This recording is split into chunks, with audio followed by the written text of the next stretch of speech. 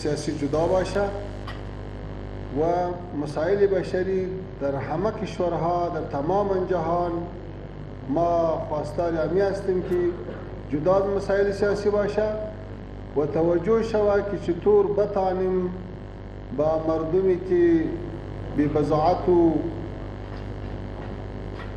غریب هستند و از آفات طبیعی متاثر شده باشه کمک هایی که به اونها میشه سهولت ها که به اونها مساعد میشه برابر میشه و باید تحت تاثیرات مسائل سیاسی نباشه. از توجهتان تشکر. یو ځل بیا ټولو ته ښه راغلاست وایم. اوس په دغه برخه کې د پروګرام ترتیب په دې شکل ده چې د موږ هغه محترم وزارتونه چې په مستقیم ډول باندې د بشري ناورین ته د خدماتو په رسولو کې د اعدادو د ارقامو راغونډولو برخه کې دوی کار کوي او دوی به ځینې هغه موارد چې غواړي په نړیوالو بشري سازمانونو زموږ ګاونډیو هیوادونو همدا ډول نورو محترمو سفارتونو چې په افغانستان کې دلته خپل حضور لري او نړیوالې ټولنې ته ځینې غوښتنې لري چې په دغه برخه کې له افغانستان او له افغانانو سره همکاري وکړي دوی به خپله وینا ولري. په پیل کې به زه د افغانستان د اسلامي امارت د عامې روغتیا وزارت محترم وزیر ډاکټر صاحب قلندر عباد ته بلنه ورکوم چې هغه خپل موارد تاسو سره شریک. زه بیا هم یوه یادونه کوم چې هر محترم وزیر صاحبان او استازي چې غواړي خبرې وکړي د موږ د ژباړونکو ضرورت په نظر کې ونیسي څو هغوی همزمانه له انګلیش نه یې ملي ژبو ته ژباړي او همدا ډول د ملي ژبو نه یې بیرته بیا انګلیسي ته د موږ محترمو مېلمنو دپاره ژباړي ګزاره وکړي. همدغسې به نور دوستان هم. ډاکټر صاحب وزیر.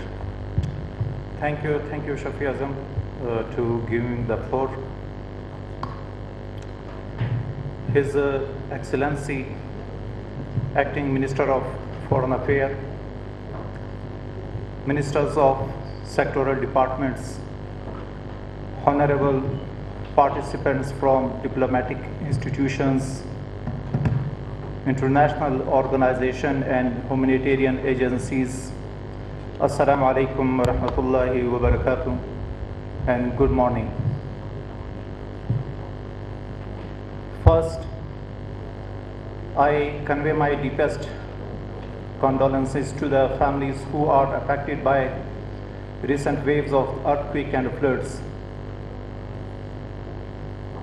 As it is hard time for the affected communities, we need to do everything to relieve their grief and sufferings. I also would like to take this opportunity to thank the Ministry of Foreign Affairs for organizing such an important event in order to bring together humanitarian agencies to discuss and address the impact of natural disasters, particularly the recent waves of the floods and earthquake on our communities. I believe that this platform are vital to coordinate the effort of the stakeholders and to address the needs of affected communities. Unfortunately, 20+ provinces were affected by flood. A lot of the people lost their lives and thousands were injured.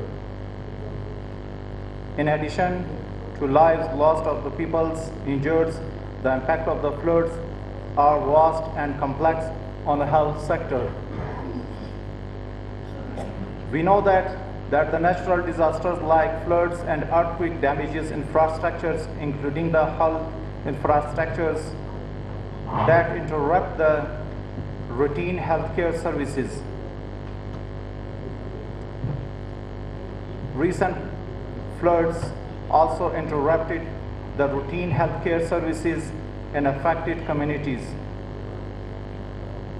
However, the Ministry of Public Health was able to makeshift clinics in tent, and we deliver the health care services through mobile health teams in affected areas. Undernutrition, malnutrition, poor water and sanitation conditions which increase the risk of infectious disease like acute watery diarrhea is also visible in communities affected by floods and earthquake. Dear colleagues, we have the following recommendation request from our partners. A joint comprehensive health needs assessment should be done to assess the needs of the affected communities.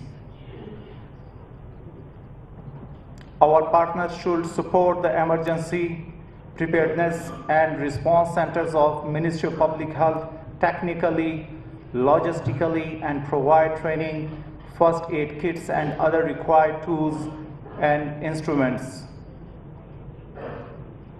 Ministry of Public Health needs a network of ambulances to be deployed in emergencies.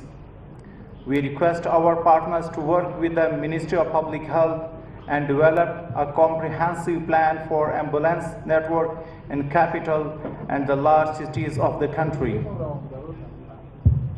Immediate support is required to construct the health facilities damaged in the recent natural disasters.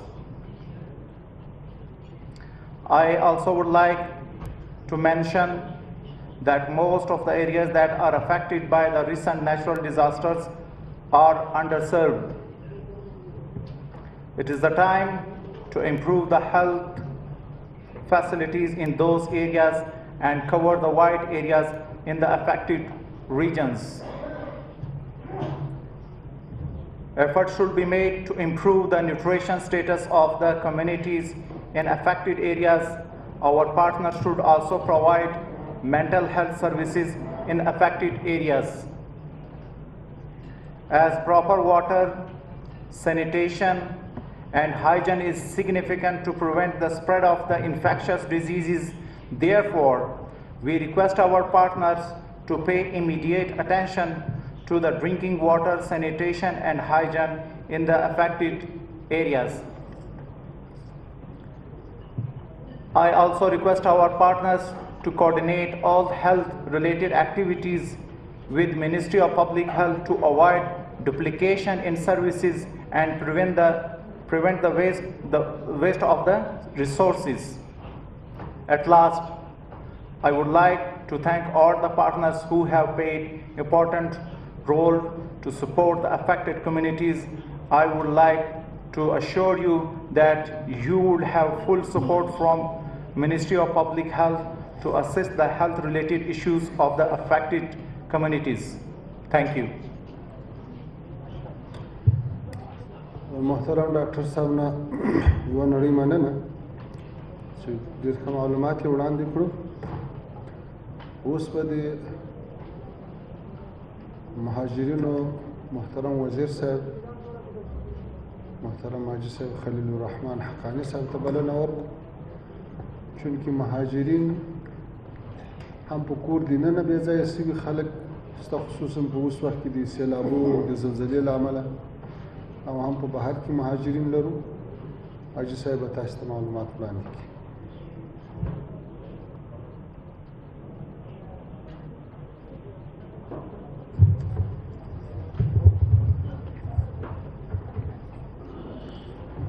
نحمد ونصلي على رسوله الكريم.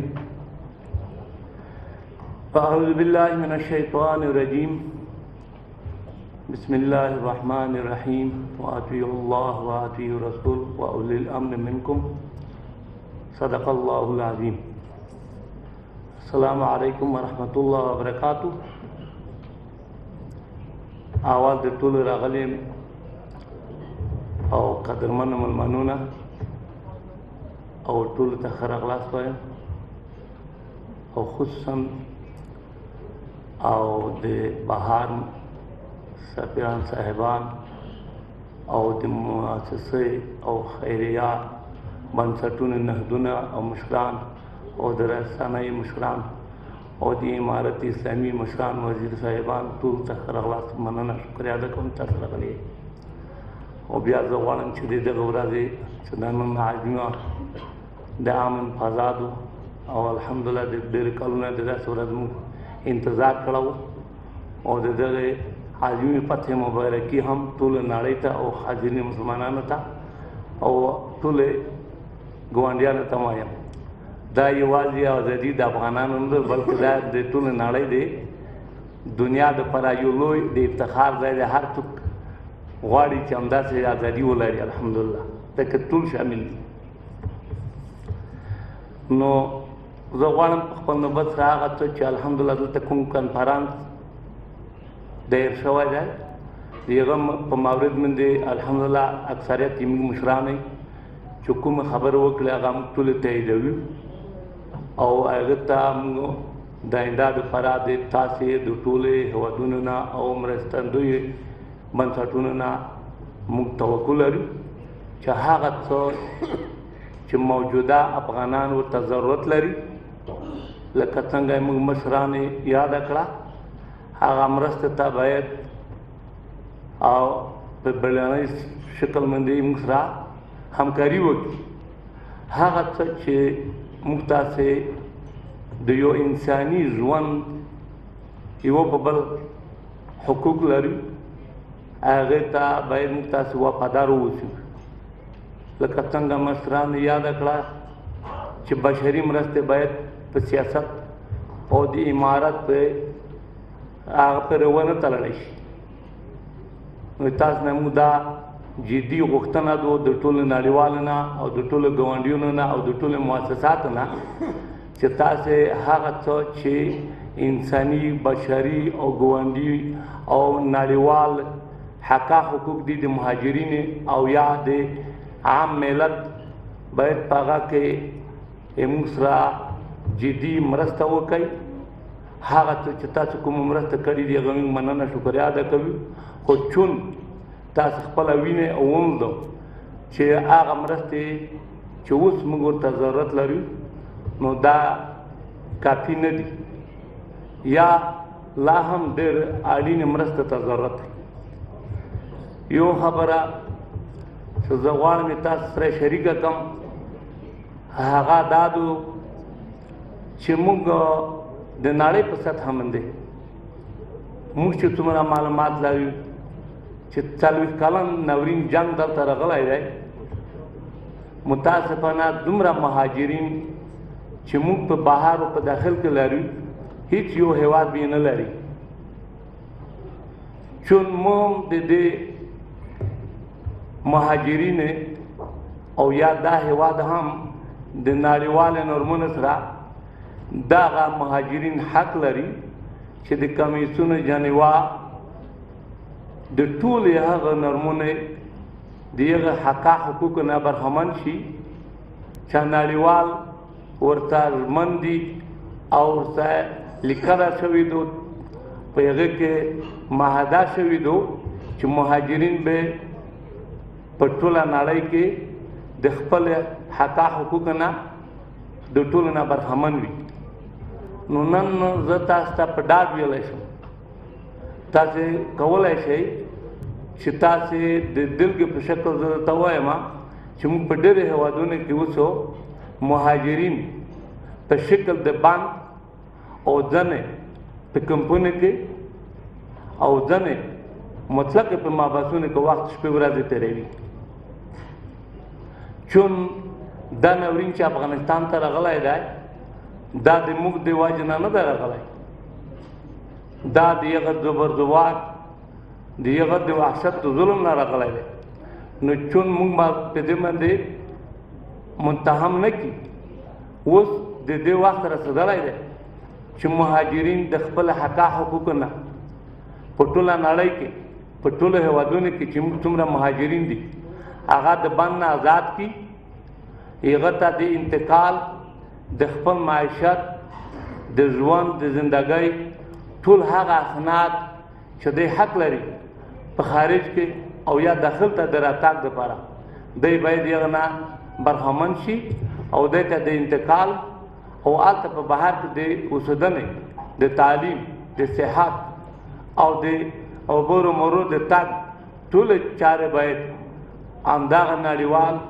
همدا قانونونه باید دی برخمن شي په دې کې دی نه موږ مرسته غواړو همکاري غواړو تاسې که غواړئ چې موږ ته آینده لیست وړاندې کوي موږ کولی شو انشاءالله په ټولو هېوادونو کې چې موږ موجوده مهاجرین دي کوم ستونزې سره مخامخ دي موږ به انشاءالله هغه تاسو ته په لیکلي ډول باندې تاسو ته په اسناد مستند اسناد باندې وسپارو نو چون زه زیات خبره کول نه غواړم دلته نور هم کیدای شي خبره ولري خو موجوده چې مهاجرین د کوم ستونزې سره مخامخ دي هغه په بهر کې د دې ټول ژوند نه چې هلته د هیڅ اوبرو مرور حتی که د موټر لیسنس د حج د ادا کولو چې فرضي حج ادا کړي د سیم کارت د اخیستو نه د علاج نه چې د علاج وکړي هلته صحت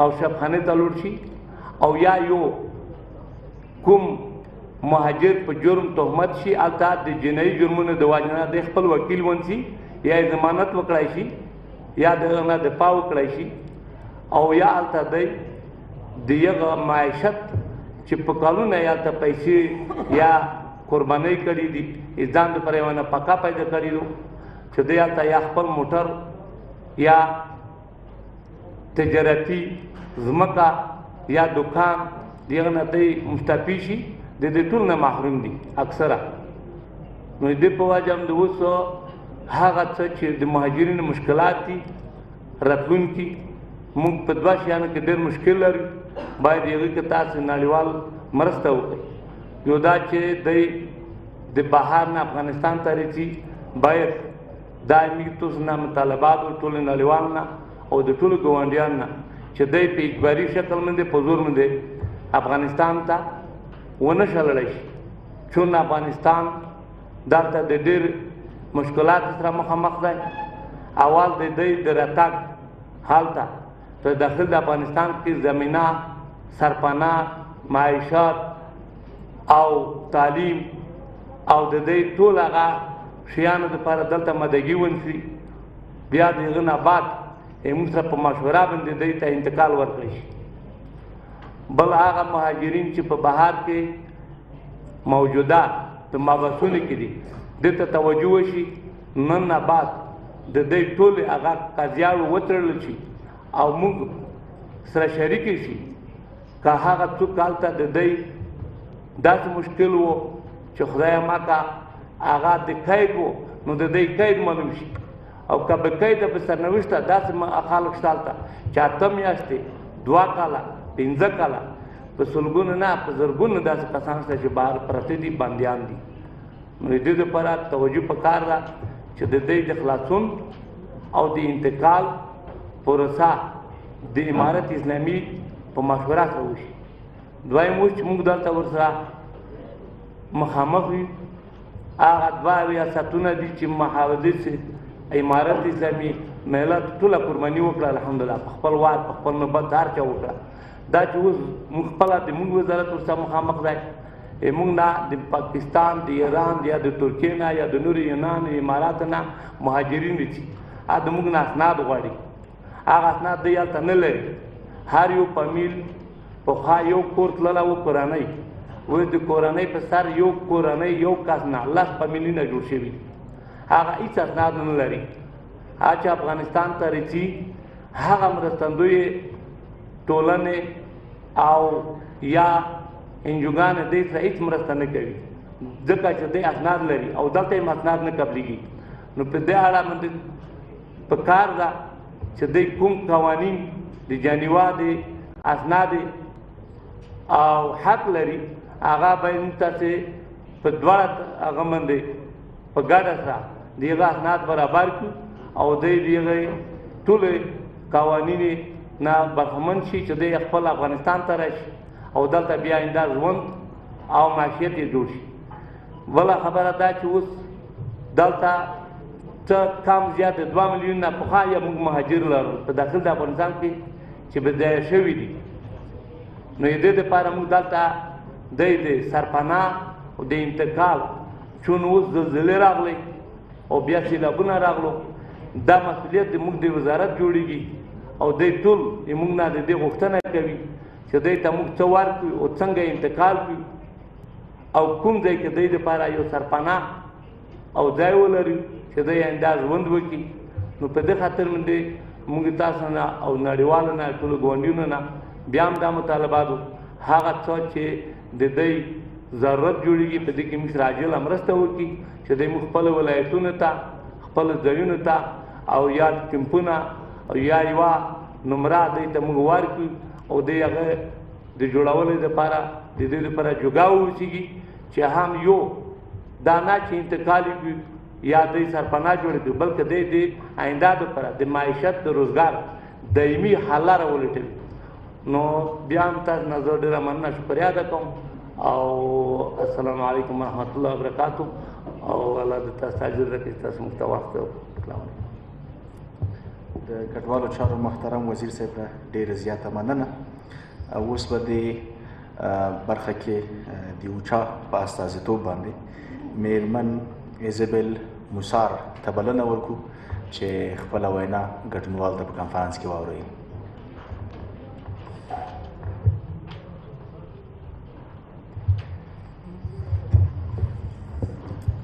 Thank you very much. Very pleased to be here this morning. I will speak in the name of the humanitarian community and all the response and the humanitarian response that has been delivered in Afghanistan by all our humanitarian partners and especially the NGOs through the past year. I will especially want to remind this assistance that we have reached over 22 million people with one form or another of assistance. And this in 401 districts of the country, taking a particular attention to all the underserved areas, which was really essential to us to ensure that the most vulnerable population in the country are actually reached by humanitarian assistance. This assistance has been on providing food, healthcare, a lot of nutrition, treatment for acute malnutrition, water and sanitation and hygiene assistance, education support, shelter and household. Faced with the dramatic earthquake as well as the dramatic floods, the humanitarian community got together and were able to respond extremely rapidly to all the affected population and to do so in coordination with all the actors. I would also remind this assistance that for the humanitarian actors to be able to respond as quickly, they need to be able to do so and be supported. Collectively, we are extremely grateful for the incredible security and access that we've had in the country, but as a humanitarian community, we are sometimes faced with bureaucratic difficulties that can be lifted fairly easily, and I'm sure the minister's presence are very supporting the fact that this is not the case, so we can respond as early as possible to the affected people. Thank you very much.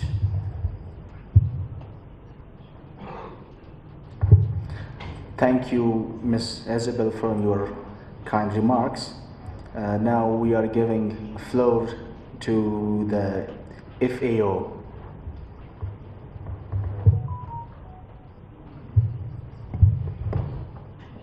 Assalamu alaikum.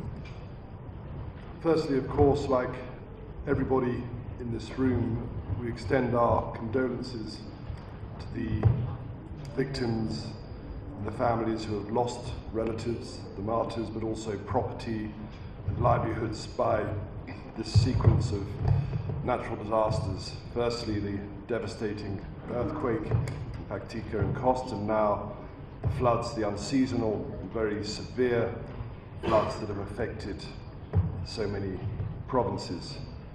Let me also congratulate the new Wazir for Agriculture and his recent appointment, and for his courage in taking on the leadership of what is one of Afghanistan's most important sectors, agriculture, not just for the millions and millions of people who depend on agriculture for their livelihoods, but for producing food for the population and for creating jobs and incomes as well. I look forward to our meeting in the coming days. As we know, agriculture is the backbone of Afghan culture, society, history, livelihoods, food production, and it has been affected by both the continuing drought, but also the economic crisis, and also these recent disasters. All of us in the international humanitarian community who have stayed here and have continued supporting Afghanistan's people over these last difficult months, working closely with our national and international NGO partners, have been impressed by the response that has been described at this morning's meeting. When we were in Paktika and Khost, in the aftermath of the earthquake, we saw the Wazir from Ministry of Health, Public Health, but also MORR as well, and we saw with our own eyes their concern to ensure the best possible support for those affected. We at FAO, the Food and Agriculture Organization, have sought to see how we can support both in the short term but also in the longer term. We have reprogrammed the resources to ensure that those districts, those households who are most affected, are receiving the support that they so desperately need. And one final point that I think it's important to make. Floods, we know they take away lives, they take away property, they destroy and damage agricultural land.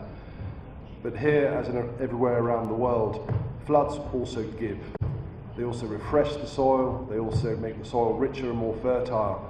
And I think as we look forward, it's absolutely vital we are able to help those families who have been affected by the floods also recover and benefit from the refreshed, the rejuvenated soil they now have, whether it's through seeds, the tools that also the Wazir mentioned as well.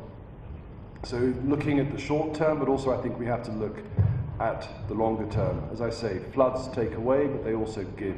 And I think it's really important we work, all of us, to ensure that those households, those families most affected are also able to benefit in the medium and longer terms through the support that can be provided, inshallah. Thank you very much. Tashakkur and Manana.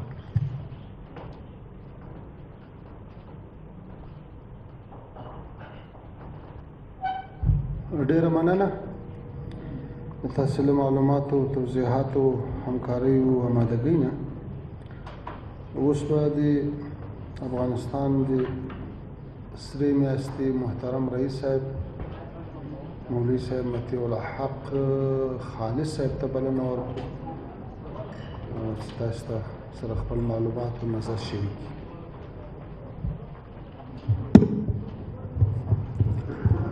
السلام عليكم ورحمة الله وبركاته. نحمده ونصلي على رسوله الكريم. أما بعد فأعوذ بالله من الشيطان الرجيم. بسم الله الرحمن الرحيم. وافعلوا الخير لعلكم تفلحون. صدق الله العظيم. تر ټولو اول دلته راغلو ټولو مېلمنو د مختلفو ممالکو سفیرانو سفارتکارانو د خیریه ټولنو مؤسساتو مسؤلینو او مشرانو د اسلامي امارت د مختلفو وزارتونو محترمو وزیرانو ته د مجلس ته د راتلو ښه راغلاست وایم او د افغانستان د اسلامي امارت د خارجه وزارت څخه د زړه له کومې تشکر کوم چې د داسې یو مجلس لپاره زمینه مساعده کړه تر څو پورې د افغانستان د اسلامي امارت هغه وزارتونه چې هغه په روانو طبیعي پیښو کې د خپل ملت سره مخامخ دي او کوشش کوي چې هغوی ته خپل خدمات وړاندې کړي. هغه څه چې تر اوسه پورې موږ د افغانستان مظلوم ملت ته وړاندې کړي د هغې څخه مجموعي په پریزنټیشن کې یادونه وشوه او څه چې زموږ سره وو هغه مو الحمدلله تر اوسه پورې په پوره امانتدارۍ سره خپل ملت د مصیبت په وخت کې رسولي. هغه خیریه مؤسسات او ادارو او هغه مملکتونو چې په دې لاره کې زموږ سره همکاري کړې د هغوی څخه تشکر کوم. البته زه غواړم فقط د دوه ټکو کې وضاحت ورکړم. یو دا مخکې غوښتنه وشوه چې موږ د افغانستان ملت د سیلابونو یا د زلزلو په وجه باندې یو د همکاریو ته ضرورت لري. البته په دې زه یو شی ورزیاتوم، هغه ده تاسو پوهیږئ چې افغانستان یو غرنی مملکت دی او دلته ډېر ولایتونه داسې دي چې پس د یوې یا دوو میاشتو نه هلته واوره کېږي، لارې بندېږي او د واورو په وجه باندې هم خلک د ډېرو مشکلاتو سره مخامخ کېږي. او هغه خلک چې سیلابونو وهلي او یا زلزلو وهلي هغوی ته د کور د ورانیو او یا د مواشیو او د هغوی د اموالو د طلب سره د یو بل مشکل سره چې هغه یخ د واوره د هغې سره مخامخ کېږي. نو موږ د کومکونو کې یو تعداد کومکونو ته عاجل ضرورت لرو. زموږ د تخمینې مطابق که چېرته اعمار یا جوړونه د کورونو وي په هغې باندې هم باید عجله وشي، ځکه کومو منطقو کې چې زلزله راغلی هغلته یو میاشت وروسته هغه منطقې په خیمو کې د اوسېدو څخه وځي، خلک هلته د یو بل ناورین سره مخامخ کېږي. په دې هکله باندې باید هغه څوک چې کومک کوي هغوی عجله وکړي. دوم د غذایي او غیر غذایي کومکونو په هکله باندې موږ تقریبا د 45 سره کورونو په شاوخوا کې دا عاجل مرستو ته ضرورت لرو تر څو پورې موږ یې هغوی ته د واورې د لارې بندېدو څخه مخکې ورسوو، ځکه زموږ بعضې ولایتونه لکه غور او دایکنډي او نورستان او داسې ولایتونه شته چې هغه د ټولې لارې بندېږي، بیا خلکو ته کومکونه نشي رسېدی. هغه که موږ ته په دې ټول د یو میاشت کې ونه رسېږي بیا هغوی ته رسېدګي د دې کومکونو دا بیا ناممکنه کېږي او هغه ته موږ د یو بل ناورین سره مخامخ کېږو چې هغې ته بیا رسېدګي له هوا له لارې هم په بعضې منطقو کې ناممکنه کېږي. نو زموږ غوښتنه دا ده چې تقریبا د سرې میاشتې سره که کومکونه کېږي، نهادونه یې کوي، سفارتونه یې کوي، نو دغه د اضطراري حالت دپاره د 45,000 په کورنیو په هغه کې حدودو کې دا عاجل مرستو ته ضرورت دی. دوم کوم شي ته چې دویمه خبره چې زه غواړم هغه وکړم، موږ د خپلې سرې میاشتې اصول دا دي، زموږ سره دلته بعضې شریکان موجود دي چې هغوی زموږ سره همکاري کړي، کومکونه یې کړي. زموږ خپل اصول دا دي د سرې میاشتې چې څوک را سره کومک وکړي موږ د کومک د توزیع لپاره سروې کوو او هغه مرستندویو ته د ویډیو د عکسونو له لارې اطمینان ورکوو او که څوک وغواړي چې خپل کومکونو ویش له نږدې څخه وګوري هغوی کولی شي چې یو څوک دلته تعیین کړي د خپل استازي په شکل او زموږ توزیع له نږدې څخه وګوري. په دې باره کې مخکې د ملک سلمان د مرکز څخه موږ سره کومکونه شوي، د نړیوال فدراسیون له لارې نه شوي، د ترکیې د هلال احمر څخه شوي، داسې نورې کومکي ادارو کړي. موږ دنیاوالو ته په دې اطمینان ورکوو د دې دپاره چې موږ د ځان نه مطمئن د شفافت او د امانتدارۍ په باره کې او نورو ته هم اطمینان ورکوو چې د دوی کومکونه به پوره په امانتدارۍ سره رسېږي. که څوک زموږ سره کومک کوي نو دوی کولی شي چې خپل ټول کومکونه له نږدې څخه وڅاري چې واقعا مستحقینو ته رسېږي او دغه وخت دی چې باید د ژمي د رارسېدو څخه مخکې د ملت ته لاس ورکړل شي او د دغه لارو څخه خلکو ته کومکونه ورسیږي. اخرنۍ یوه خبره کوم هغه دا چې کله کله د کومکونه متفرق وي چې هغه بعضې منطقو ته تکرارا رسیږي او بعضې منطقو کې خلک دوه ځلې اخلي. که دا داسې یو په متحدو لارو باندې وشي ممکن لږ کومکونه ډېرو خلکو ته ورسیږي. ستاسې توجه څخه یو نړۍ مننه. د افغاني سرې میاشتې ټولنې مشر مولوي صاحب مطیع الحق خالص نه ډېره زیاته مننه.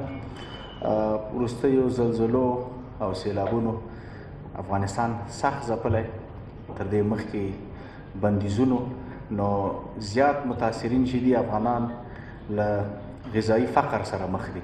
نو په همدې اساس باندې د وار له مخه د ملګرو ملتونو د خوړو پروګرام یا WFP ته سټیج ورکو څو دوی خپلې خبرې ولري. WFP.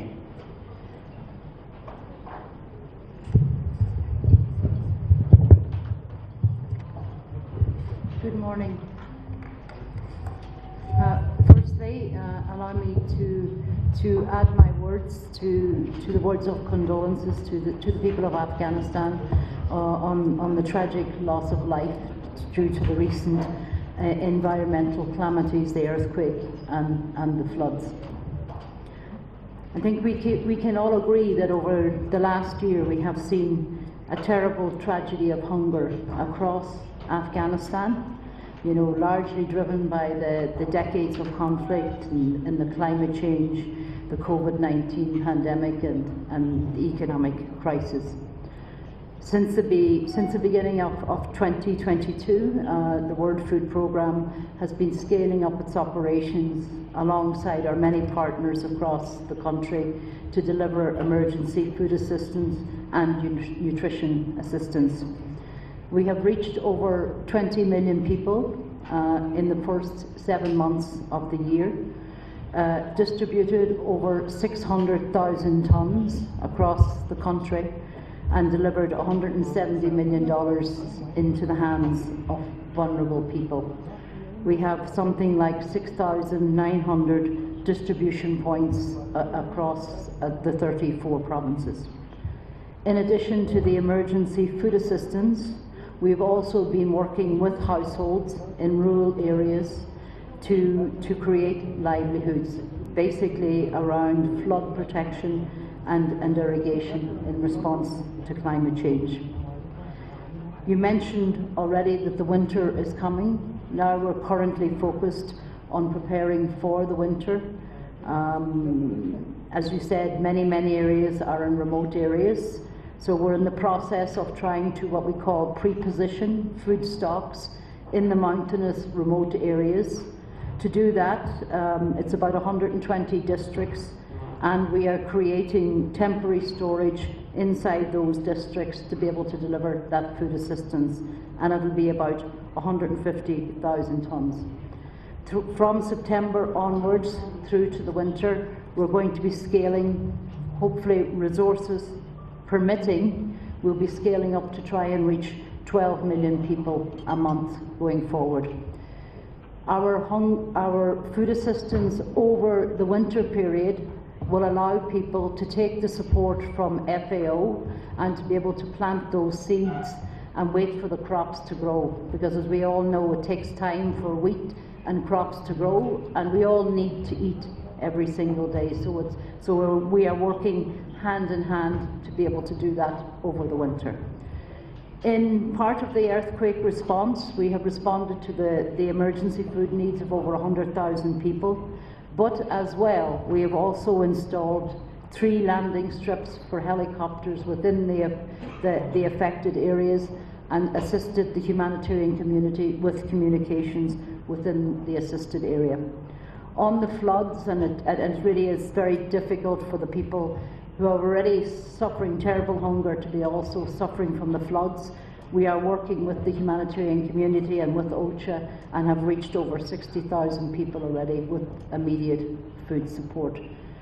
As WFP, our focus remains on making sure people, and particularly children, receive the food support they need on a daily basis so that we can prevent the terrible scourge of hunger, and we can prevent the terrible scourge of malnutrition. But we are also focused with our partner agencies on helping people to build self-reliance so that hopefully someday they will not need the support of the World Food Programme. Thank you.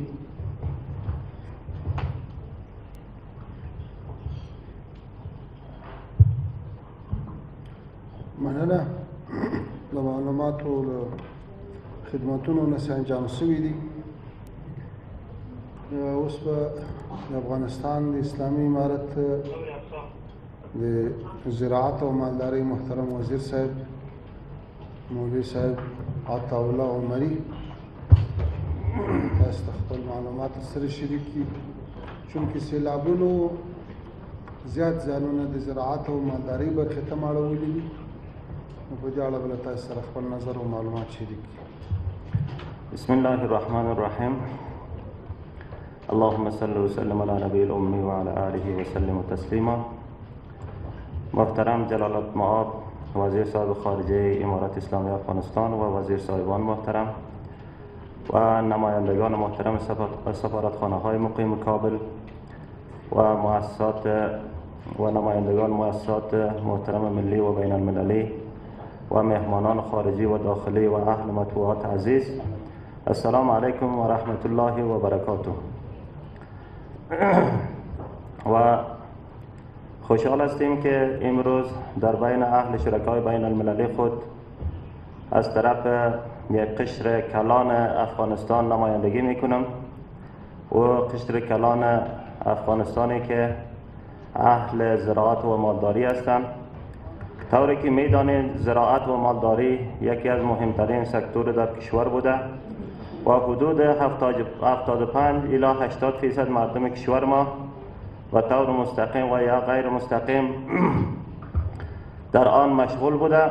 علاوه سکتور زراعت و مالداری در قسمت مسئولیت غذایی، بلانس تجارت، رشد اقتصاد ملی و اشتغال زایی نقش کلیدی دارد. اما متاسفانه که فاصله بود صحیح. اما متاسفانه در اواخر امسال سیلاب ها و حوادث طبیعی اخیر که جان ده ها هموطن عزیز ما را گرفتن و خسارات هنگفت مالی را در مابین آوردن، اولین بار برای او خانواده هایی که عزیزان خود را از دست دادن و یا مال مواشی خود را از دست دادن برایشان تسلیت عرض می کنم. الله سبحانه و تعالی برایشان نعم البدل خوب برایشان نصیب بگرداند. برای مردم ما خیلی خسارات زیادی را به بار آوردن، در کنار آن نیز بخش زراعت و مالداری را شدیداً متضرر نمود که معلومات آن بیشتر توسط برادرایمان در حضورتان ارائه گردید. مثل که پیشتر دو تن از شرکایمان ازشان بسیار تشکر از درک احساسشان که زراعت و مالداری را ستون فقرات ملت افغانستان خواندند. واقعا زراعت و مالداری ستون فقرات اساسی ملت افغانستان ما هستند. ملت افغانستان ما 80% 75 الی 80%شان از دو نوع یعنی از زراعت و مالداری استفاده میکنند، مشغول هستند که در امو سالهای گذشته تقریبا 4 دهه یا 4.5 دهه در جریان مشکلات و جنگ ها، خانمانسوزی ها، این دو بخش بسیار متضرر شدند. با وجودی که متضرر هم شدند، باز هم خود را نگاه کردند. مالدار ما در صحنه در میدان مالداری، دهقانکار ما در صحن میدان دهقانکاری خود را نگاه کردند، لیکن اشد ضرورت به همکاری و کمک دارند. مالدار ما در دشت افغانستان در کوه و کمرهای افغانستان مالداری می کند. قسم مرض و مشکلات برایشان پیش می آید اما علاجش را ندارد.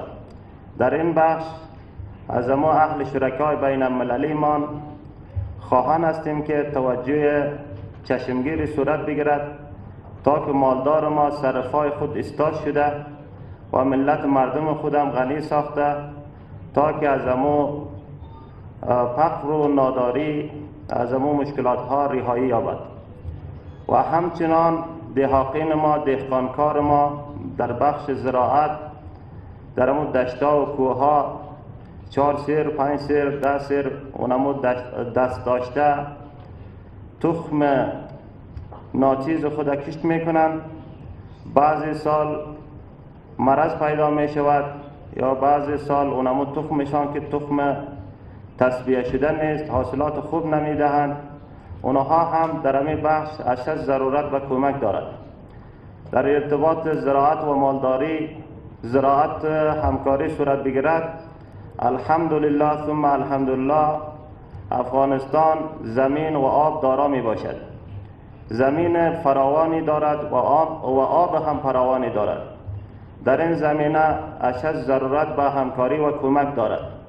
آب را از رودخانه و دریا کشیدن و کانال جور کردن به کار است و زمین ها را و مورد کشت زراعت قرار دادن به کار است.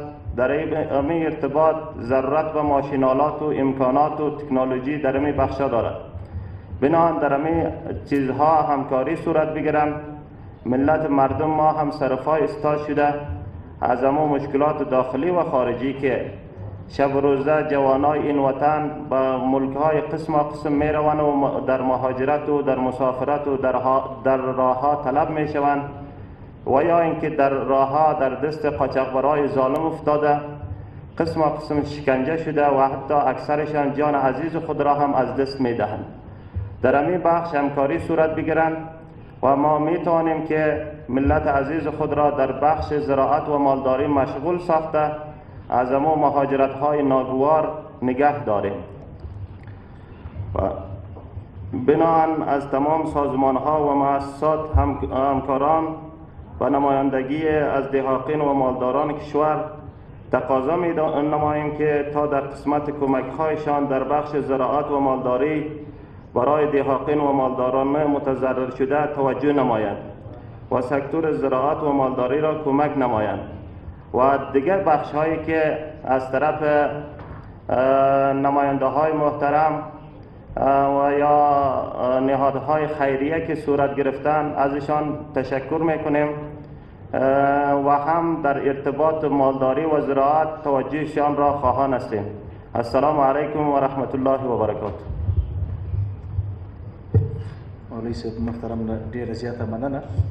In this part of the conference, we are giving floor to the UN women.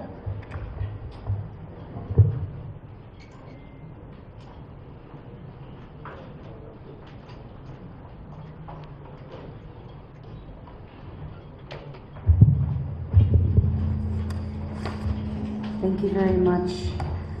And I echo my UN colleagues in expressing my condolences, our condolences with the people of Afghanistan. I just wanted to highlight that we know that women and girls are differently impacted by climate shocks and natural disasters. And that is what is really critical in order to be able to reach women and girls is that we continue to support women deliver humanitarian aid. Going forward, we count on the support of the authorities to support us in ensuring that women and girls are able to be reached and that women humanitarian workers are able to engage in the humanitarian response.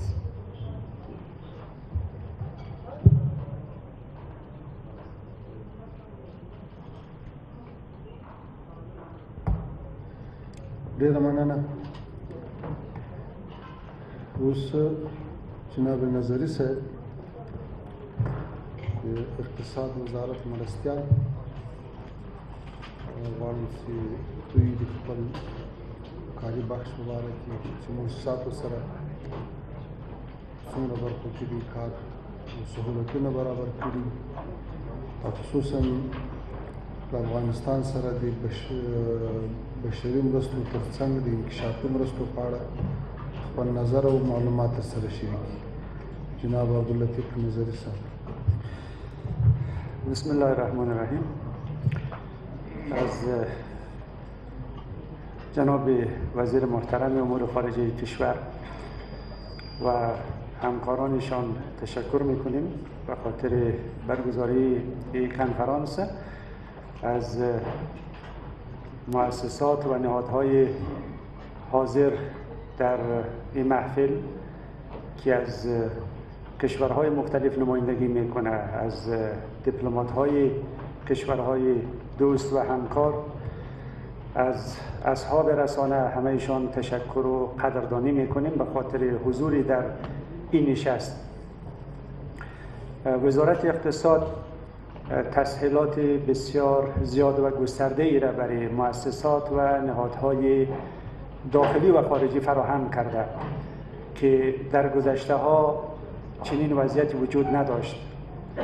همکاری همه‌جانبه با مؤسسات و نهادها و انجوها از سوی وزارت اقتصاد همچنان وجود دارد. تسهیلات گسترده فراهم شده. فساد اداری و مالی که در گذشته وجود داشت وجود نداشته و نداره در حال حاضر، و همچنین قوانین حمایتی و منظور حمایت‌های بیشتر از مؤسسات و انجوها وجود داره و مورد بازنگری قوانین قرار گرفته. بوروکراسی پیچیده‌ای که در گذشته وجود داشت در حال حاضر وجود نداره و اصلاح شده. این تسهیلات باعث شده که کمک‌ها به افغانستان با وجود دشواری‌هایی که وجود داره سرازیر شود، ولی کافی نیست.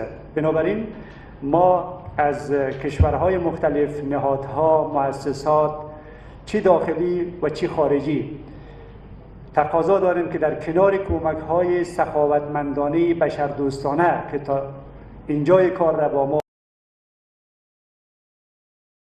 شافی و توسعه‌ای و افغانستان را آغاز بکنه، در کنار کمک به زیربناها و زیرساخت‌های افغانستان که میتونه هم در ایجاد اشتغال و هم در کاهش و ریشه‌کن ساختن فقر مهم باشه، انشالله یک توجه خاصی صورت بگیرد.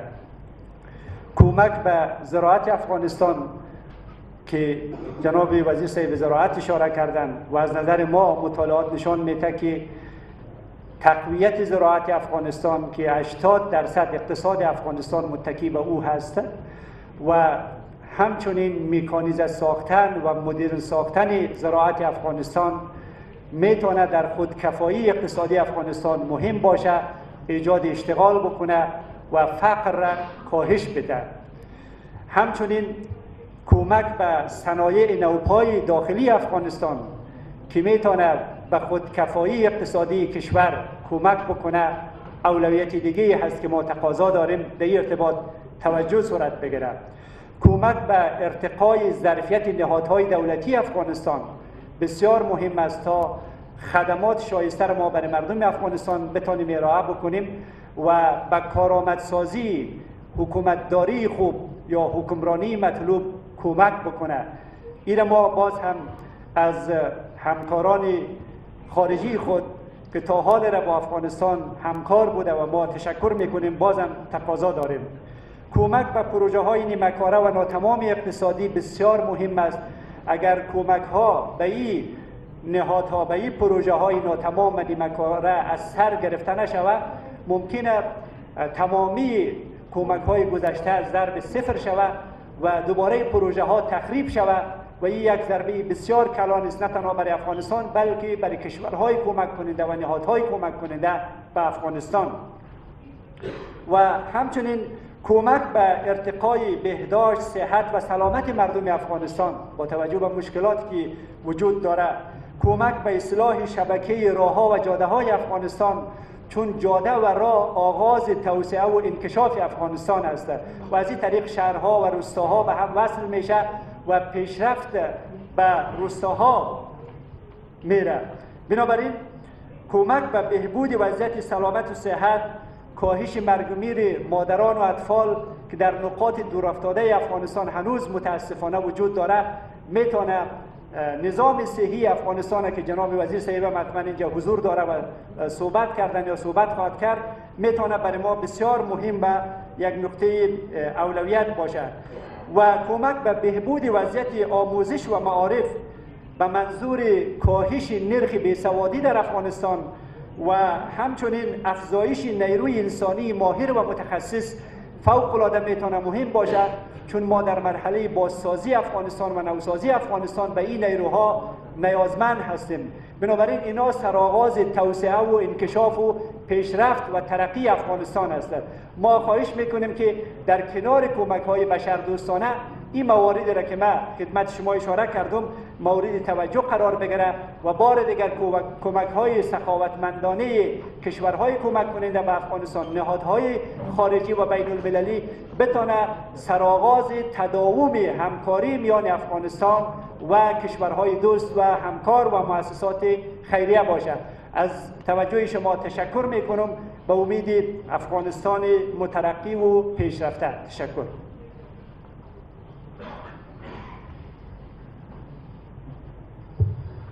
بسیار زیاد تشکر جناب دکتر صاحب. In this part of the conference, we are giving stage to the UNICEF.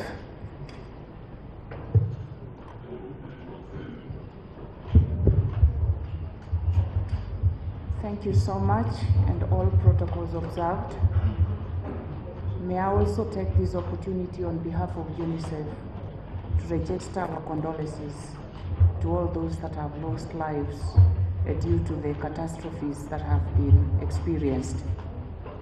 We've seen through the video, and we are always seeing the pictures of women and children and how this crisis has impacted on them, particularly when it comes to these catastrophes.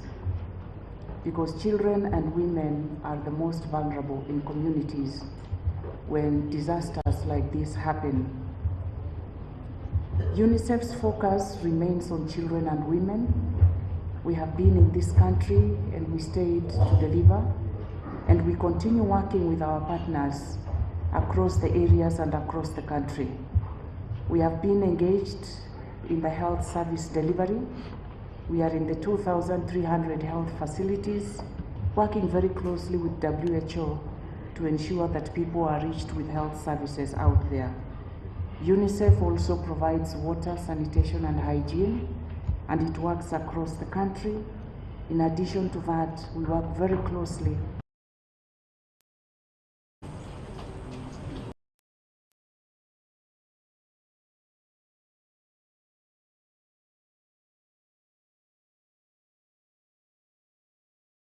and women can stay in safe and secure environments, and this is in addition to the mental health and psychosocial support within the health facilities and within the communities. UNICEF also provides education both in the public system and across the other systems of the country. We will continue working with our partners to provide services in this area, and we are committed to continue looking into the children and women area to provide all the services that will be required. Thank you.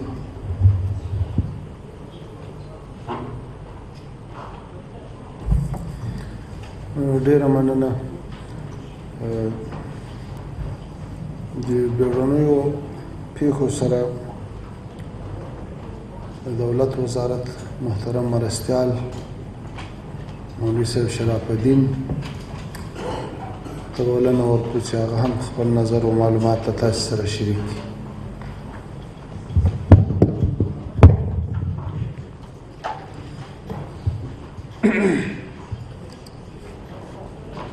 بسم الله الرحمن الرحيم.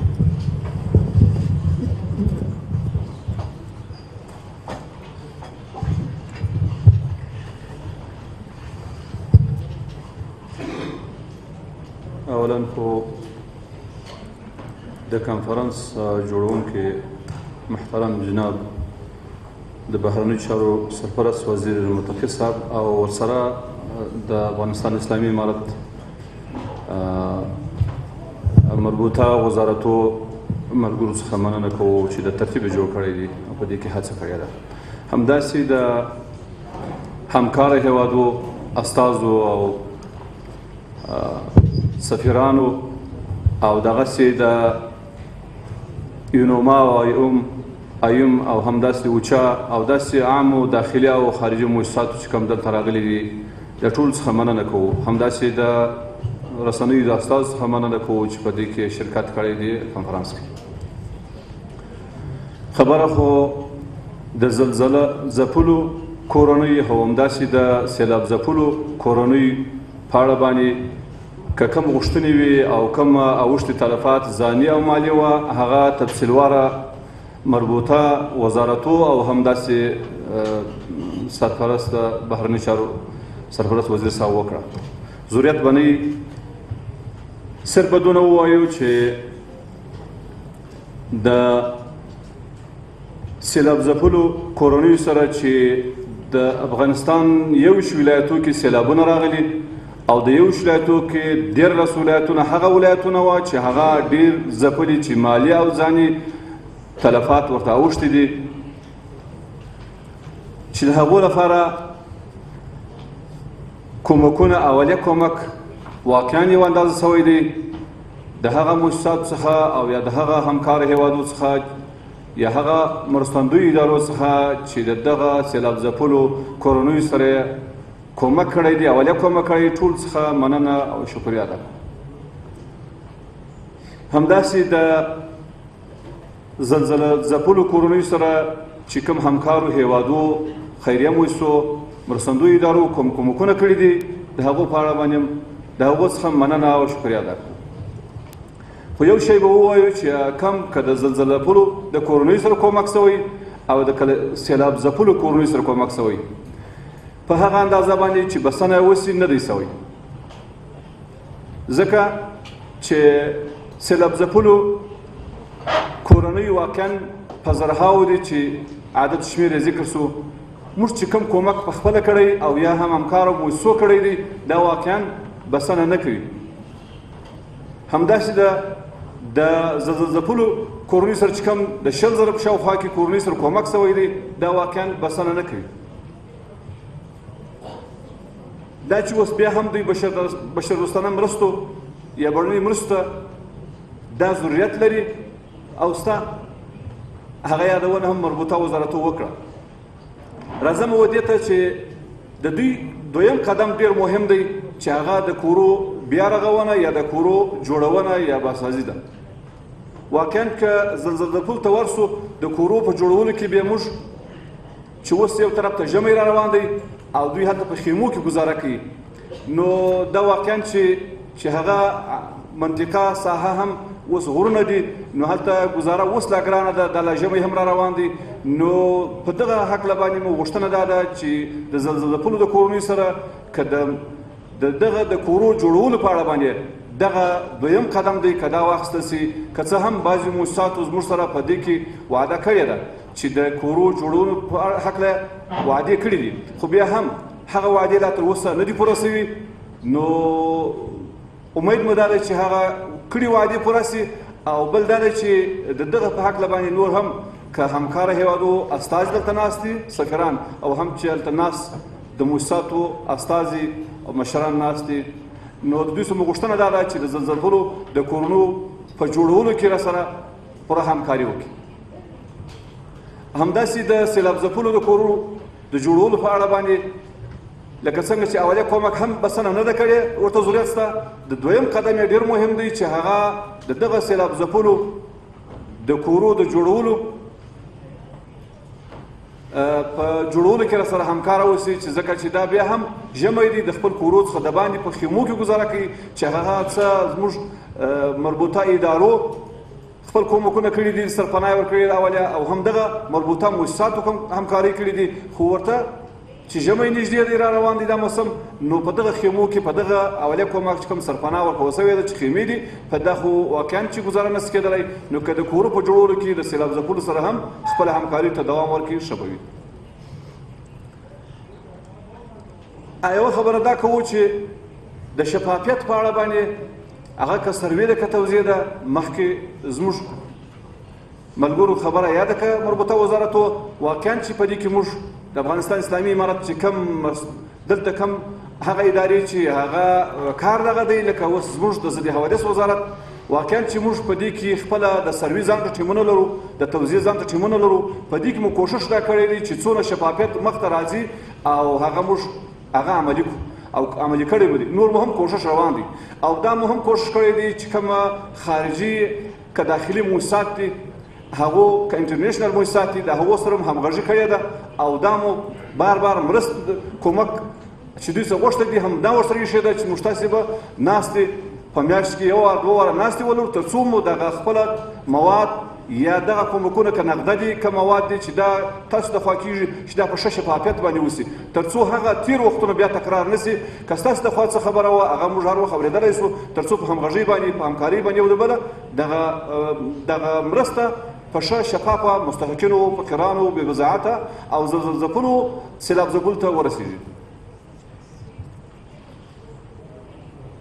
نور چې زموږ خپله د ضد حوادث وزارت یا د پیښو پر وړاندې د مبارزې وزارت واقعا چې هغه شان ته چې دوی ضرورت لري هغه ضرورتونه یاد سوه. زه به مختصر دونه شی یاد کړم چې موږ په بعضې ولایتو کې د غرونه راښویږي، د هغو لپاره جالو ته ضرورت شته چې هغه دلته یاد نه سوه ځکه یادوم، و جالو ته ضرورت شته. هم بعضې پروژې مو نیمۍ دي چې هغه استنادي دیوالونه دي، هغه په نیمۍ کې پاته دي. تاسو به اوس کیدای شي د مطبوعات څخه په دې وختو کې اورېدلي موږ څو ولایتو ته 6,000 15,000 بوجۍ خالي بوجۍ انتقال کړې تر څو هغه استنادونه دیوالونه عادي ته ور جوړ کړه چې هغه بیا مقاومت د 1 وار 2 سیلو لري، مقاومت هغه رقم نه لري لکه څنګه چې استنادي دیوال په تخنیکي شکل باندې جوړیږي. موږ عادي پارسلونه یا ګونۍ بوجۍ نقل کړي دي، هغه مو بیا تر څو استنادي دیوالونه په جوړ کړل. لکه د ننګرهار ولایت، هم د کابل موسهي ولسوالي، داسې ولایتو ته مو دغه استنادي دیوالونه په دې بوجۍ باندې جوړ کړي دي. نو موږ یوه غوښتنه مو دا ده که دغه د استنادي دیوالونو پروژې چې د ضد حوادث وزارت د ځان سره لري د وخته که په دغو هکله باندې همکاري وسي، همداسې چې بعضې غرونه لکه د بدخشان، همدغسې مایپر غر، همداسې د ننګرهاره تر کابله دا غر، دا څو ځایه دا غرونه، همداسې د ګردیزه تر لوګره دا غر، دا کوم غرونه چې کوم اوس هم په دغه وختو کې ښویېدلي دي او ځاني مالي تلفات یې اړولي دي، دیو دپاره هم موږ د جال پلانونه لرو چې که هغه جالو کوښښ همکاري را سره وسي د دې وزارت سره. نور خبره نه اوږدومه، ستاسو د همکارۍ او د کومکونو څخه مننه کوو او د اورېدو څخه توجه څخه مو یو جهان مننه. د ضد حوادث معین صاحب مولوي مسلم نه ډېره زیاته مننه. یوه خبره یوه خبره چې هغه مو یادونه کوله د کورو د جوړولو د زلزلو ځپلو خلکو قومو لپاره چې کومه د اسلامي امارت د خوا څخه فیصله سوې وه چې دوی ته به کورونه جوړېږي، همداسې زموږ سره چې مؤسسات وعدې کړې وې چې دا به کورونه ور جوړوو، نو هغه دپاره هغه پلان باندې په کار اچول سوی دی چې موږ اوس 1,183 کورونه اوس افتتاح کړې ده او هغه کورونه چې څه کورونه د $4,000 په مقابل کې او څه کورونه د $3,000 په مقابل کې هغه کورو افتتاح سوی ده. نو امید لرو چې نور کورونه هم په دې لړ کې ستا چې موږ هغه هم د هغو هم افتتاح وکړو. نو ستاسو څخه په دې هکله باندې غوښتنه مو دغه ده چې دغه پاته کورونه چې د خلکو هم امید دی، موږ هم وعدې کړي دي او څه مؤسسات هم وعدې راسره کړي دي د هغو د بیا افتتاح دپاره او د هغو د جوړولو لپاره تاسو راسره همکاره اوسئ. د معین صاحب نه ډېره زیاته مننه. په دغو څه موده کې د دوی د کارونو په چټکتیا باندې د موږ نړیوال همکاران او دوستان هم معترف دي چې په خپلو کارونو کې ماشاءالله ډېر سرعت لري او اوس هم سرعت دومره زیات و چې د موږ ژباړونکو ته یې ښې منډې ورکړې.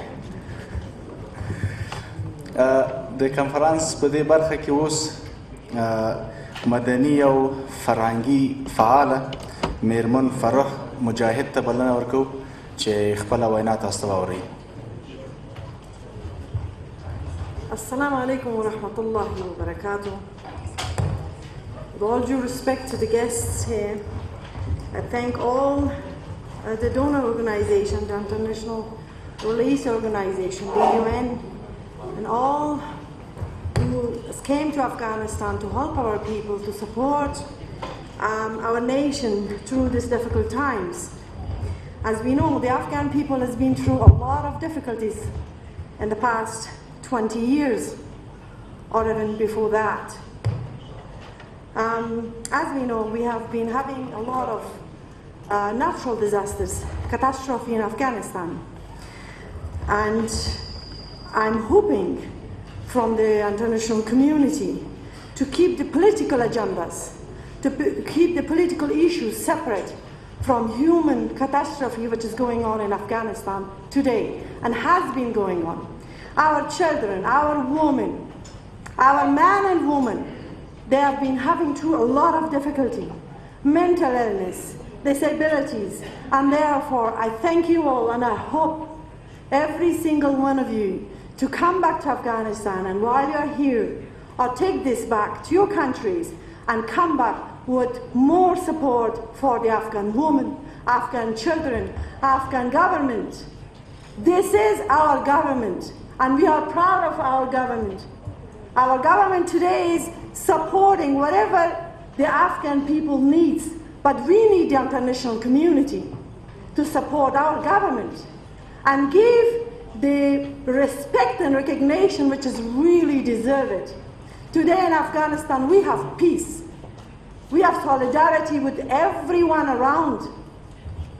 And I thank you very much, and I hope for further support for our people, for our government, and I hope to see more of this. Thank you very much.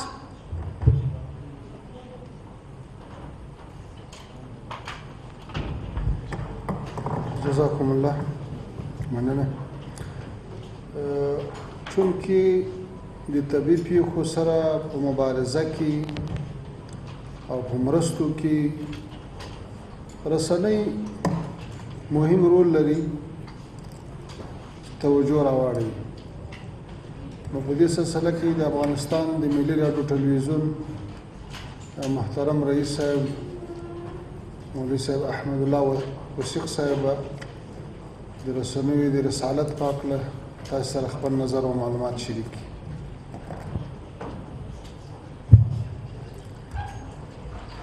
بسم الله الرحمن الرحیم. تر هر څه مخکې د دې کنفرانس مشرتابه او ټولو ګډونوالو ته السلام علیکم ورحمة الله وبرکاته. لکه څرنګه چې وزیر صاحب وویل، د رسنیو رسالت ډیر مهم ده. رسنۍ په یوه هیواد کې او په ټولنه کې د ژبې او یو نماینده حیثیت لري چې په عادي حالاتو کې او همدغسې په اضطراري حالاتو کې او په ځانګړې توګه په هغه وخت کې چې هیواد ته او خلکو ته ستونزې ورپېښې وي، مشکلات ورپېښې وي، په هغه وخت کې د رسنیو او تبلیغاتي مراکزو مسؤلیت ډېر دروند ده او دوی باید په دې برخه کې خپل سنګین مسؤلیت ادا کړي. په ځانګړې توګه په دې وروستیو کې چې په افغانستان کې طبیعي پیښې وسوې، لومړی زلزلې افغانستان خلکو ته، هیوادوالو ته درانه مالی او ځاني زیانونه واړول او ورپسې سیلابونو زموږ زرګونه هیوادوال متاثر کړل. په دغه برخه کې د رسنیو رول ډیر مهم و.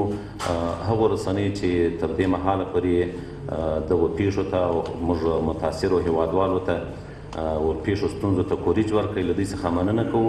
خو لکه څرنګه چې په کار و په هغه توګه باندې تر اوسه پورې دغو پیښو ته رسنیو ښه پوره کوریج نه ده ورکړی. لکه مخکې چې په کنفرانس کې ګډونوالو وویل چې دغه طبیعي پیښو ته باید سیاسي رنګ ورنه کړل سي. افغانستان چې نږدې 40 کلونو جګړو او اشغالونو ځپلی ده، د مختلفو عواملو له مخې دوی له اقتصادي ستونزو سره مخ دي او دغه وروستیو پیښو زیات ځاني او مالي زیانونه ور واړول. نو له ټولو رسنیو څخه د رسنیو له اخباري رسنیو څخه هیله کوو چې په دې برخه کې پوره توجه وکړي، هغه څه چې زموږ هیوادوالو ته ورپېښ دي هغه واقعیتونه راپورته کړي او له نړۍ سره شریک کړي، ځکه چې حکومت په دې برخه کې پوره خپل کوشش کړی ده، څومره سیتوانو او وسو هغه ته رسیدګي کړې ده، ولې دا افت دومره لوی ده چې د حکومت تر توان هم وتلی ده، تر څو د نړیوالو مرستې جلب نسي، هغه ترلاسه نسي، دغو ستونزو ته رسیدګي نسي کېدلی او دا مشکلات نسي رفع کېدلی. نو په دې برخه کې د رسنیو له مسؤلینو څخه پوره ادب هیله کوو چې دغې برخې ته پوره توجه وکړي او دغه متاثرو هیوادوالو ته ستونزو ته کوریج ورکړي. تاسو ټول څخه مننه. ښاغلی مولوي صاحب وثیق، ډېره زیاته مننه. د کنفرانس وروستیو برخو کې یو ډاکټر صاحب رامز الکبروف به د نړیوالو بشري سازمانونو او بهرنیو همکارانو په استازیتوب باندې د ننني کنفرانس اړوند خپل لنډیز او بریف له موږ تاسو سره شریک کړي.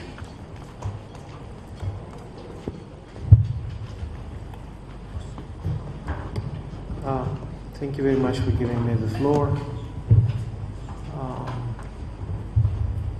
Excellencies, distinguished members of this meeting, I think it was a very useful exchange. I would like to thank you for organizing it.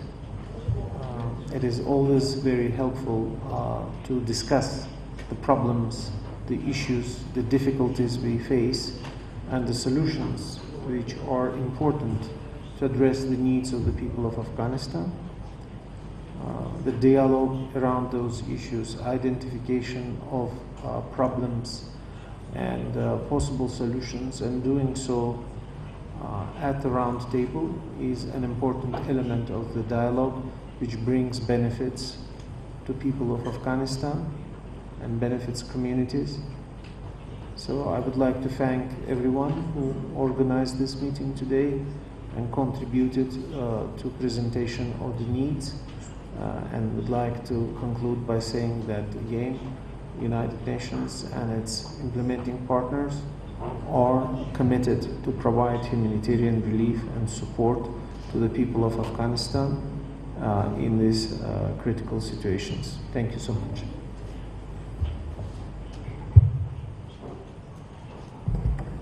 ډیره مننه. او چونکې د کنفرانس وروستۍ شیبې دي، اوس به بهرنیو چارو کې د دولت وزارت د سرپرست وزیر محترم الحاج ملا محمود عباس اخوند ته دعوت ورکړو چې خپل نظر او معلومات تاسو سره شریک کړي.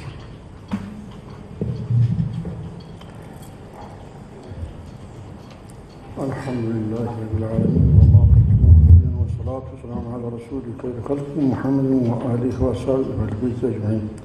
أعوذ بالله من الشيطان الرجيم. بسم الله الرحمن الرحيم. تعاونوا على البر والتقوى ولا تعاونوا على الإثم والعدوان. صدق الله العلي العظيم. محترمين ومهاجرين بهرنیو مېلمنو او کورنیو مجاهدینو ټول السلام علیکم ورحمة الله وبرکاته. محترم ورونو، لکه تاسو ته معلومه ده چې د افغانستان اسلامي امارت افغانستان ته راغلی دي او په افغانستان کې واک ترلاسه کړی دي. هغو دا اعلان کړی دی چې موږ په افغانستان کې اسلامي نظام جوړو، اسلامي حکومت جوړو. د اسلامي نظام په اصولو کې یو اصل دا دی چې دا د نړیوال لپاره هم قابل قبول دی، ټول دنیا لپاره، چې تعاون علی البر والتقوا، کومک کوي، مدد کوي یو د بل سره په نیککاري کې، په نیک عمل، په نیک کار کې. ولا تعاونوا علی الإثم والعدوان، د چا سره کومک، مدد په ظلم، ناروا، ستم په دې کې مه کوئ. نو د دې اسلامي اصولو پر بنیاد، پر اساس باندې اسلامي امارت د خلکو د خپل ملت د مدد او کومک لپاره 6 وزارتونه خلاص کړله چې اوس ستاسو په مخ کې ټول وزارتونه خپل بیان وکړي. په دې وزارتو کې دا یو اصلیت یا یوه سلسله شته چې دوی په هماهنګي یا په ګډه سره کار کوي. کم ارقام چې دلته پیښ شول چې دا تلفات شوي دي، دا تاوانونه رسېدلي دي، محترم وزیر صاحب خارجه وویله دا ټول له خوا څخه تایید دي په دې کې هېڅوک اعتراض او سوال نه لري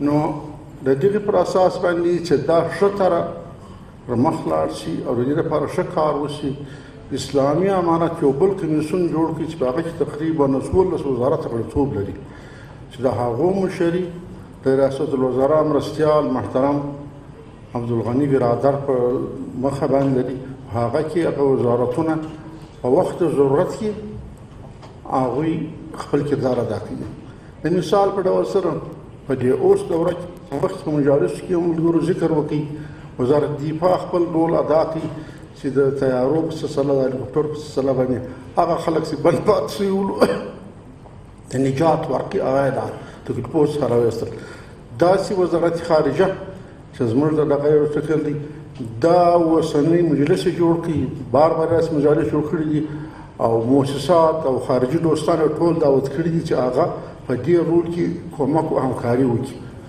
چونکې دغه اداره چې دا دومره جوړه شوې ده د ریاست الوزرا د مشرۍ لاندې ده ریاست الوزرا برای راست که نه دی معاون یې دی اقتصادي معاون په دې کې برای راست ملوث و مکلف دي نو په لحاظه زما خپله ذاتي غوښتنه دا ده چې دا امر چې ما مخکې درته ذکر وکړي دا د ټول دنیا د خلکو لپاره د قبولو وړ دی په دنیا کې هر څوک چې اوسېږي که د کوم دین پیروان دي او یا نه دي خو په دې خبره متفق دي چې د غریب سره مدد وکړه په ښه کار کې د چا سره کومک وکړه په بد کار کې د هغو مدد مه کوه نو په لحاظه بار بار په دا مجالسو کې ملګرو ذکر وکړي د مختلفو حوادثو د مختلفو ضرورتو د مختلفو کارو زما له ټولو ادارو څخه دا غوښتنه ده چې تاسې دغه د ملګرو خبرې د ځان سره یاداشت کړي د خپلو مشرانو پورې ورسوي چې په دې هکله باندې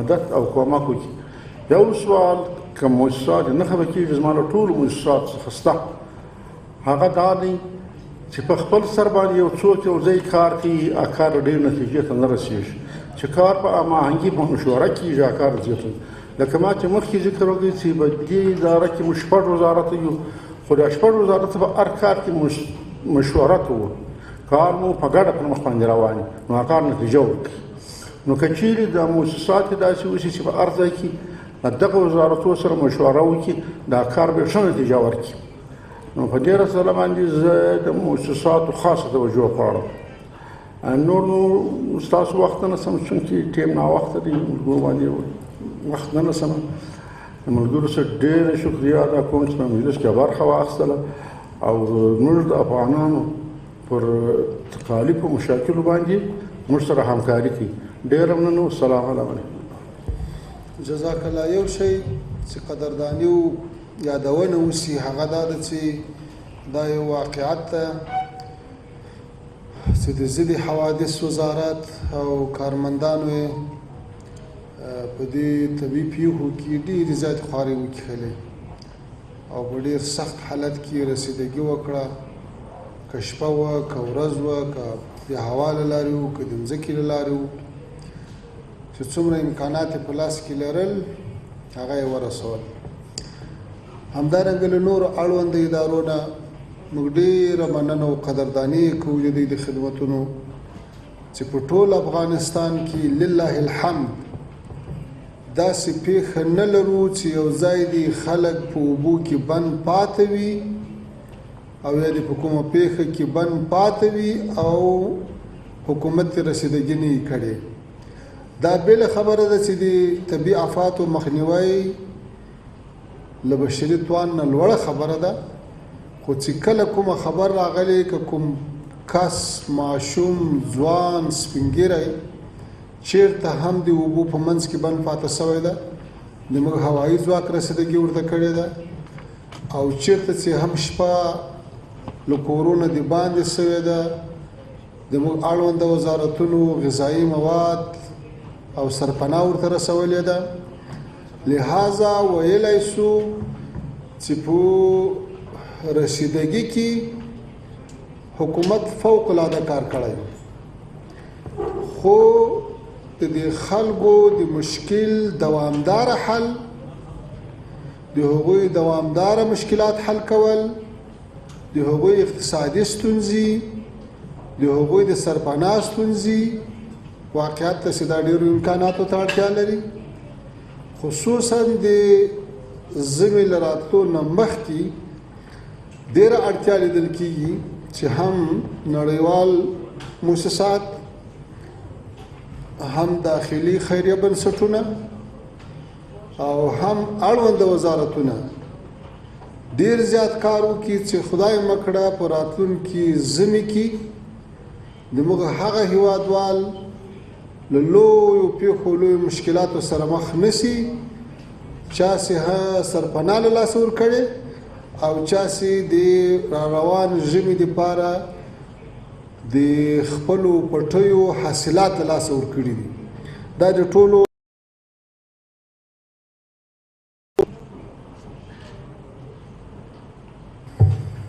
ډېره زیاته مننه د جناب وزیر صاحب له وضاحت نه. اوس کنفرانس دغه برخه کې د قزاقستان د سفارت په استازیتوب باندې ښاغلي بختیار صاحب ته بلنه ورکوو چې خپله وینا مو سره شریک کړي.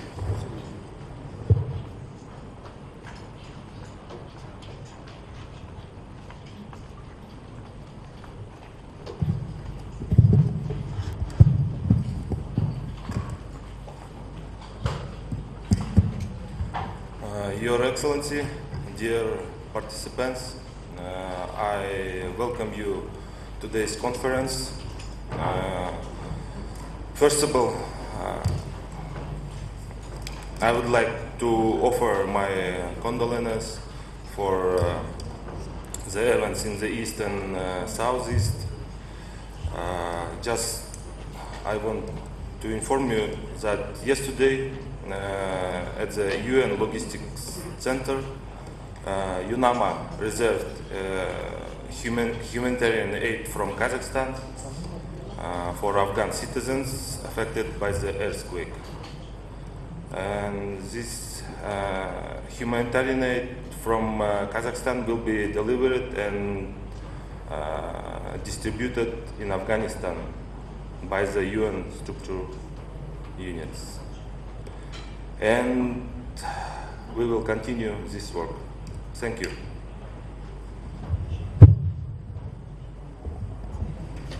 ډیره مننه. د تیرو سیلابونو په سلسله کې د افغانستان له ولایاتو نه یو ولایت هم د غزني ولایت و چې ولس ته یې درانه زیانونه واوښتل، فصلونه او کورونه یې زیانمن شو.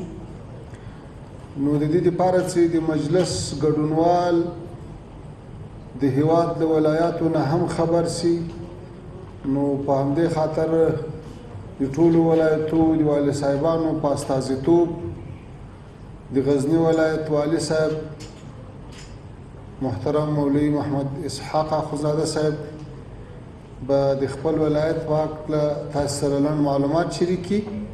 همدغه معلومات و نو بیا مشتمنۍ خوروار د نور افغانستان د حالاتو څرګندونه هم وکړي. مننه.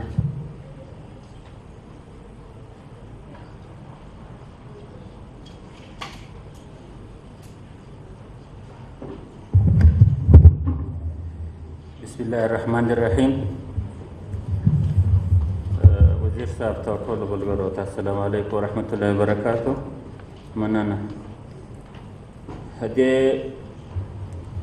غزني په سطحه باندې یوازینی یو ښه مقدرات دي. د اسباب په لحاظ خبره کوو چې ډېر د مجاهدینو همکاري او فداکاري وه چې جاني تلفات هم کم درلود. په مرکز کې د شپې ورالې د علي غیب قلندر کې کورونه یوړو، خلک مشره وو او ملګري سره ووتو که د یوه مربوط قومنداني ولایت ته د خلکو یې پرنجرو په شوبلو کې را انتقالولو. په مکور کې داسې وسو، قرهباغ کې دا وسو، اندړ ولسوالۍ کې دغسې وسو، په دیه کې دا وسو. ټوله شپه د مجاهدین مصروف وو، حتی موږ خپل ور وتلي وو او وسایط کم د سابقه راپاته وو د دې ادارې چې ډېر کم وو اسکواټر او جرسکیل او موټر کم تعداد وو ولیکن موږ له شخصي چا درو ترانسپورټ هم خپل تاسې دی راوباسئ نن د دې ټیم نه ده نو بیا ما هغه ته تیل ورکولو دیم کار شروع وکړه نو دا په هره ولسوالي کې دغه سوي دي حتی موږ ته به راپور راغی چې کله معاشره ده د اوبه په راګرځېدلې دي که د هلیکاپټر دغه سو بیا موږ تاسې کوشش وکړو تر څو هلیکاپټر راځي خو یا شپه ده ورېځه او مجاهدینو به کوشش وکړو د پړیو په لحاظ او د موټر به وروستلو داسې غټ مشکل سره د جاني تلفاتو سره نه مخ شوي د مجاهدینو غټه همکاري دا وه مشکلات ډېر دي زه خپله ساحو ته تللی یم او حوادثو کې هم دا راپور موجود ده د موسساتو نمایندګان هم پکې وو دلته موږ تقریبا ډېر اندړ ولسوالي ده د یک ولسوالي ده کرباغ ولسوالي ده د مقر ولسوالي ده ګیلان ولسوالي ده دغسې ګیرو ولسوالي ده دا په دې کې کورونه د خلکو ډېر له بینه کړي دي هیات نظر پور کړی ده تقریبا تر زرو اوړي ټول او زراعت خو اکثریت یې له بینه کړلی د انګور خودي خراب او چا چې پیاز درلود هم خراب شو حتی دوزانو لا مرض وکړو نو خو څه کوي اوس دغه غټ مشکلات ته واقع ده چې خلکو کاروزونه بندې کوي د خوشحالي هم ډېر بند وچ کړي دي خو یو څه چې پاته و دغه سیل په مینه و دا بند دا تقریبا تر 80 تر 100 اوړي دا کاریزونه په ټوله ولایت کې اوس دلته بعضې پلونه هم له بینې وړي دي مثلا د ګیرو مکمله ولسوالۍ له مرکز سره وصل کوي دا یو کوچنی پل مریضان به انتقالول دا اوبه وړی ته د دې لپاره اوس څو شیان ډېر ضرور دي یو دا ده دا کورونه د دې آبادېدا په کار دی دا خپلو مټو په زور باندې خټو کورونه څه جوړ کړي وو دا له بینه ولاړو موږ د اندړو په ولسوالۍ کې دا نن درېیمه ده یو د دې لپاره چې مستحق معلوم سي او موسساتو یو تعداد انجوګانې بلته رالې بیا به پسې ولاړې موږ مستحق نه معلومیږي دې لپاره هم کیمپ ورته خلاص کړو 200 کورونه دغسو خیمې هم کمې سره برابر کړي یو نیم سل وې خو دا په یو کور کې 3-4 ورونه دي ودونه لري که نه دا به ځانته یو خیمه ولري دا نه و زه خپله ورغلم کیمپ ته نو د دې صحت په بخش کې هم مشکل ولو نو یو عاجل دا ده چې د مکور و کرباغ دغه ولسوالۍ چې کورونه له بینه تللي دي د کورو د جوړېدو پیسه کې هم توجه غواړو اکثر رسنۍ مالته په دې شاهد حال ده خپله هم لیدلي مسایته به ولیدي دویم دا د خلکو دا اوس روزانه ژوند یې نشته زموږ له حرم سرای کې ډوډۍ ورته پخوله په ثقافت کې هم د غیر قلندر خلک را انتقال کړو چې کورونه له بینه تللي وو ډوډۍ به پخوله ورته راوړم اندړو ته موږ یو نیم د ډوډۍ یارې انتقال کړه دا خو د دې بیچارهګان حتی دوی دا ماته وایي چې وسړی دغه وږي د کینو خو د ما د دې کور را جوړ شي یو زمینه د کار دې راته برابر شي زه به کار وکړم نو یو خو دا ده چې په مجموع کې د خلکو ته سرپناه جوړه شي یو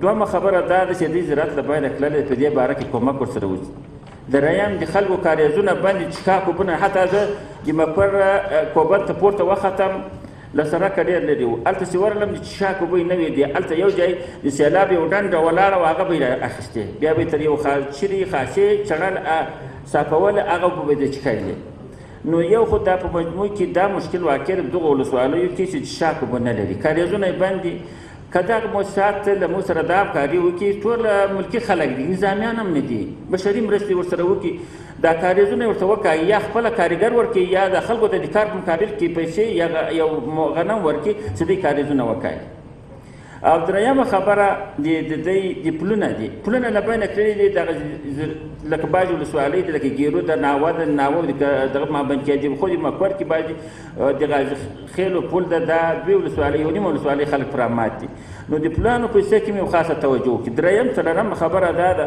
چې دغه ولسوالیو کې دا سیلابونه راغلي دي د کاریزونه یې بند کړي لکه کرباغ د یکو اندړو مکورو ګیلان دا 500 کور هم تر لاندې دي 400 کور هم تر لاندې دلته د استنادي دیوالونه یې وړي دي وګو دې لپاره که دوی ته استنادي دیوالونه جوړ شي او یا داسې عاجل داسې شي چې ورته دوی ته څه شی ورکړ شي دغه اسکواټر په کار ولوي تیل ورته ورکړ شي ورسره په څنګ کې جالونه یا ګبین دا ورته ډېر ورکړ شي ډبرو چې ورته ډک شي حیات په ورته تعین کوم مؤسسات هم راشي ودې ګوري دی حالت نو دغه به دوی به له د جاني تلفاتو څه نه چې بچ شي که نه دا خو یوه ورځ نه ده داسې حتی ما دا مکور کې ولیدو چې دغه وچې نه درلود کورونه یې ګډ وو پارسلان یې په سوال پیدا کړي وو له خاورو یې ډک کړي وو مخته یې اچولي په دې اوبه ګرځي نو د دوی یو د شینکیو د ابوجان په مابین کې استنادي دیوال ضرور ده چې 500 کور تر لاندې ده دا ما خپله ساحه ولیدله عاجل چې هغه دغه اسنادي دیوال څه ناسه تقویه شي، یا ورته دیوال ورته وویل شي او یا ورته دغه جالونه ورته ګبین ورته ورکړل شي چې له ډبر ورته ډک شي،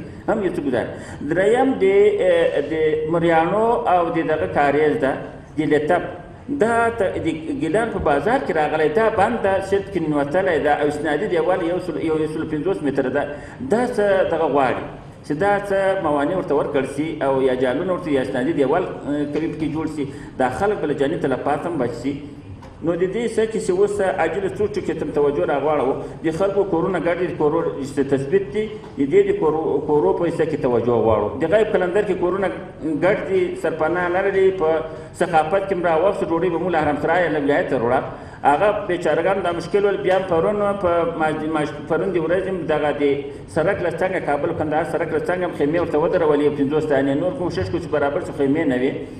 نو په دې څه کې د دې د کورو د جوړولو خاصه توجه هم غواړو، ټولو نړیوالو مؤسساتو چې دا خواهش کوو، او د دې د پلو په حصه کې هم خاصه توجه، اسنادي دیوالو په حصه کې هم خاصه، کاریزونه باندې چې شاک اوبه نه لري په دې کې هم توجه، د صحت په برخه کې هم یو سیار کلینو ته چې اکمال یې کوي، دې ته توجه غواړو تر څو چې د خلک خپلو کورو ته ځي، کورونه جوړېږي، دې کې هم توجه غواړو. ډېره مننه. ډېره زیاته مننه د غزني محترم والي صاحب. غزني کې چې تیر شوي دا د نورو ولایتونو په عین شکل وضعیت هم ده. اوس د روسیې سفارت په استازیتوب باندې ښاغلي نیکولای ته سټیج ورکوو چې خپلې خبرې وکړي. بسم الله الرحمن الرحیم. جناب وزیرا، نمایندگان محترم سازمان‌های بین المللی، اشتراک کنندگان گرامی، السلام علیکم و رحمت الله و برکاته. پیش از همه دلم میخواد همراه همکارایم و ناطقان دیگه صمیمانه به همه مردم افغانستان تسلیت میگویم و به همه زخمیان در نتیجه سیلاب‌ها و زلزله‌ها شفای هرچه زودتر آرزو میکنم. با در نظر داشته این حوادث فاجعه آمیز، روسیه هم کنار نمانده است و از آغاز سال جاری میلادی کشور ما به افغانستان تخمینا 57 تن کمک بشردوستانه رسیده است. این محموله شامل دارو، بندش ها، مواد خوراکی، خیمه ها و پتوها بود و از خاطر ما امیدواریم که همکاری همه جامعه جهانی به افغانستان در همه عرصه هایی که امروز ذکر شده بود ادامه می یابد و برای بهبود اوضاع قانونی افغانستان می باشد. دیر ممنونم از توجه شما، خیلی ممنونم. سلام ډیره مننه، بسیار زیات تشکر جناب نیکو. به نمایندگی سفارت دوست پاکستان جناب اسد عباس صاحب ته بلنه ورکوو چې خپلې خبرې وکړي.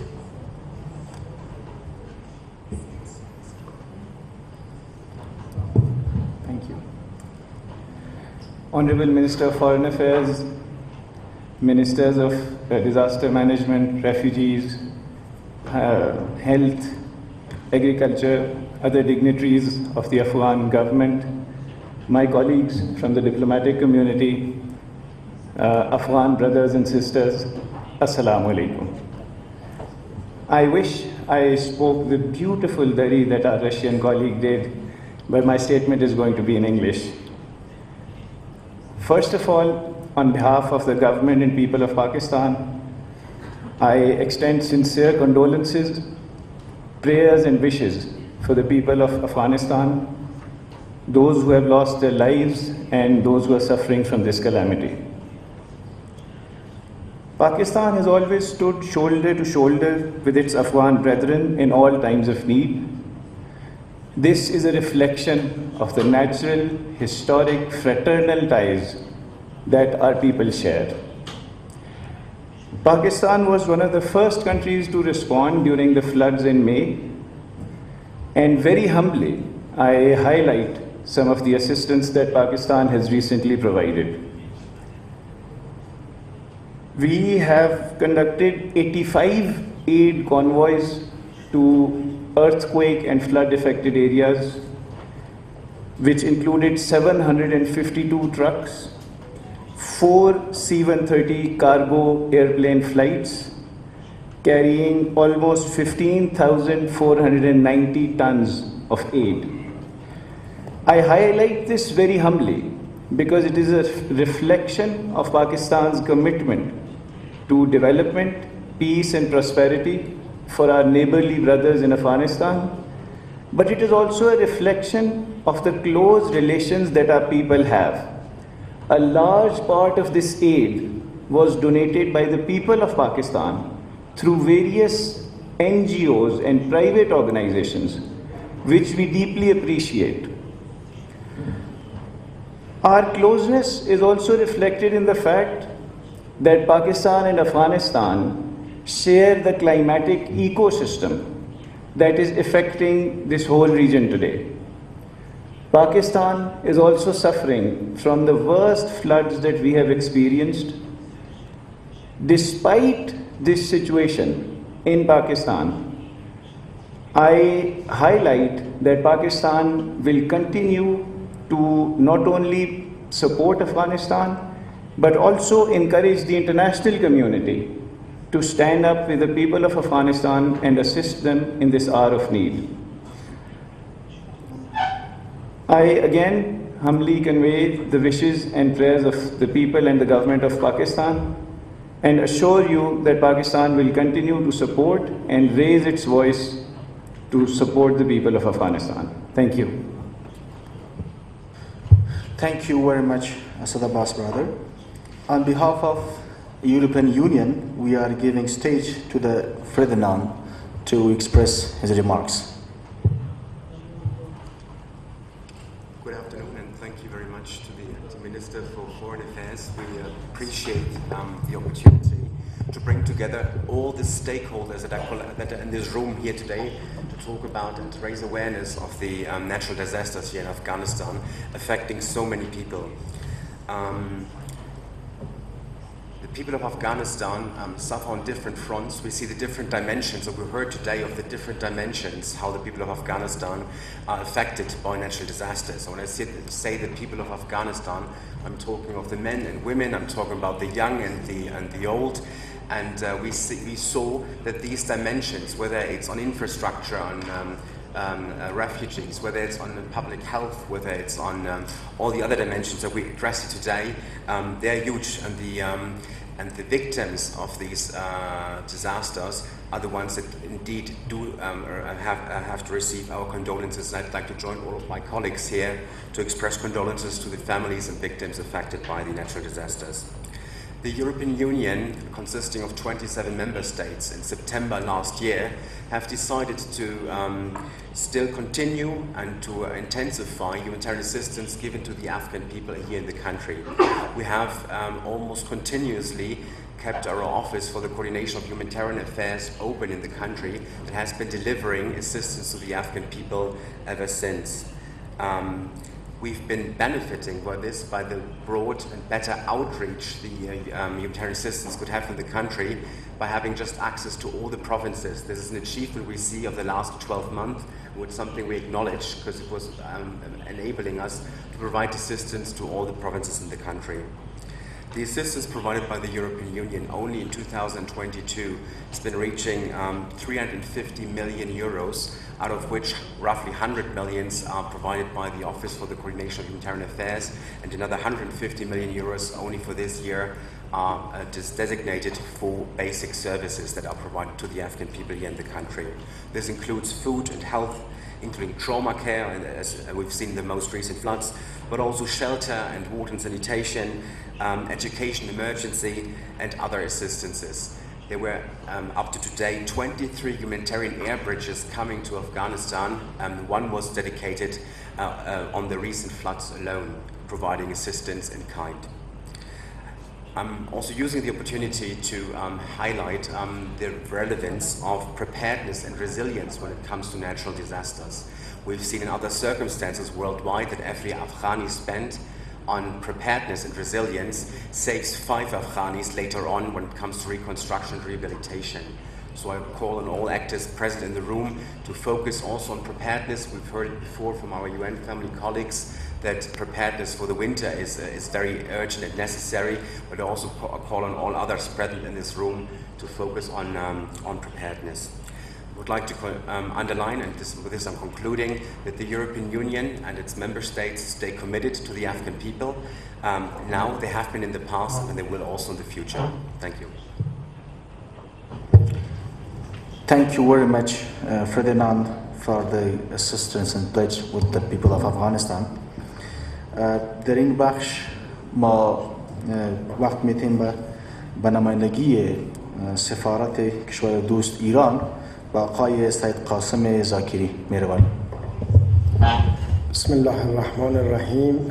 عالی جناب آقای امیرخان متقی، وزرای محترم، شرکت کنندگان محترم، مایلم به نمایندگی از دولت و ملت جمهوری اسلامی ایران مراتب غمشریکی، تسلیت و همدردی خود را با مردم عزیز افغانستان در حوادث و بلایای اخیر ابراز نمایم.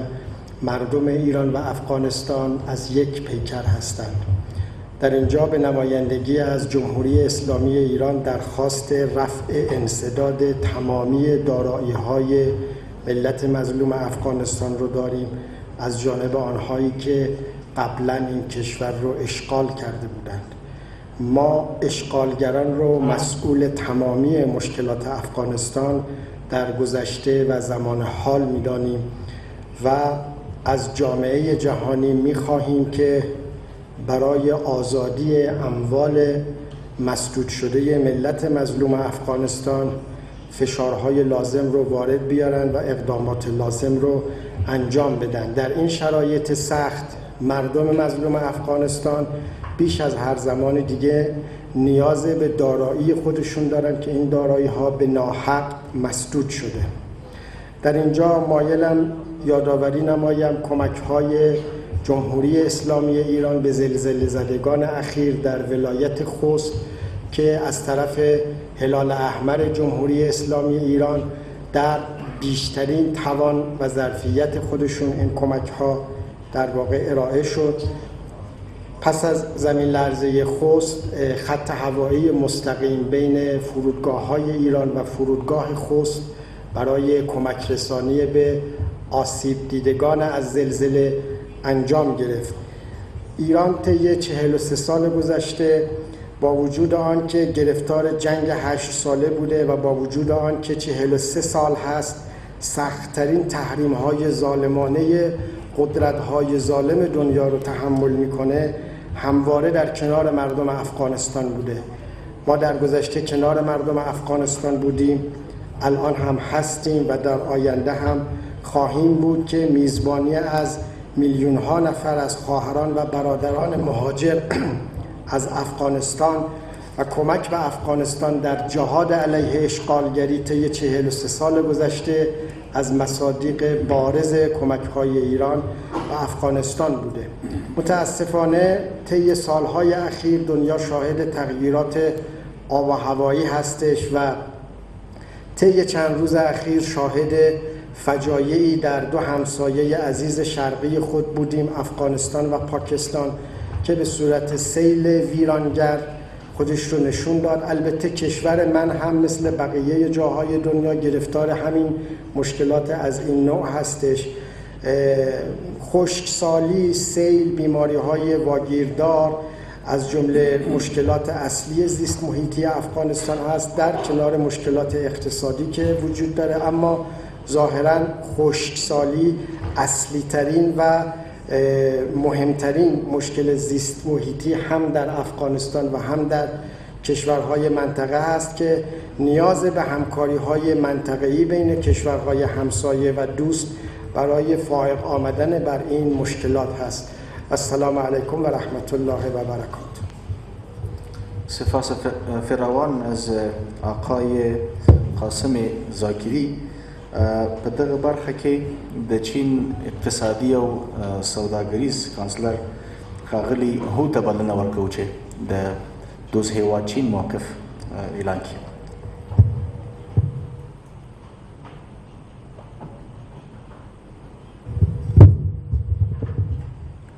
Your Excellency, Ministers, and ladies and gentlemen, I want to say a few words. Chinese government is always care and feels the feelings of the peoples and families affected by the natural disasters like earthquake and flood. Actually, Chinese government never absent before. This year we have already have private, I think it's 12,000 tons of food. And 2 months ago, we have provided about $8 million US, $8 million US relief cargoes, including the tents, the blanket, the fodder beds, and to the Afghanistan people. We delivered all these cargoes by 11 flights to Kabul airport. And I just want to offer my condolences to the families and peoples affected by the recent flood. And I want to say Chinese government never absent before when Afghanistan friend in need, and we will never absent in the future when our Afghanistan friend in need. Thank you for your attention, please. Thank you. Thank you so much for your kind remarks. دغه برخه کې د دوست او ګاونډي هیواد ازبکستان سفارت په استازیتوب باندې ښاغلي شوکت صاحب ته بلنه ورکوو. تشکر. السلام علیکم جلالت ماب وزیر صاحب محترم امور خارجه، دوستای عزیز. البته نخست از جانب سفارت ازبکستان من برای مردم خانواده های آسیب دیدگان در نتیجه زلزله و سیلاب ها تسلیت عرض می نمایم. البته جمهوری ازبکستان به حیث کشور همسایه افغانستان همیشه با مردم دوست و برادر افغانستان همیشه در پهلوی آنها بودن هست و خواهد بود. در 25 و 26 ماه جون سال جاری جانب حکومت ازبکستان کمک بشردوستانه برای مردم دوست افغانستان به مقدار 74 تن ارسال روان کرده بود. البته با ابتکار رئیس جمهور ازبکستان جلالت ماب شوکت میرزیایف در شهر ترمیز یک مرکز لوجستیکی مخصوصا برای افغانستان برای رساندن کمک‌های بشردوستانه یک مرکز لوجستیکی تنظیم شده است و این مرکز لوجستیکی از جانب یوناما و دیگر سازمان‌ها موافقانه استفاده می شود. البته از این ببعدم جانب ازبکستان برای هر گونه کمک‌های بشردوستانه و غیره برای مردم دوست افغانستان آماده است. تشکر از توجه شما.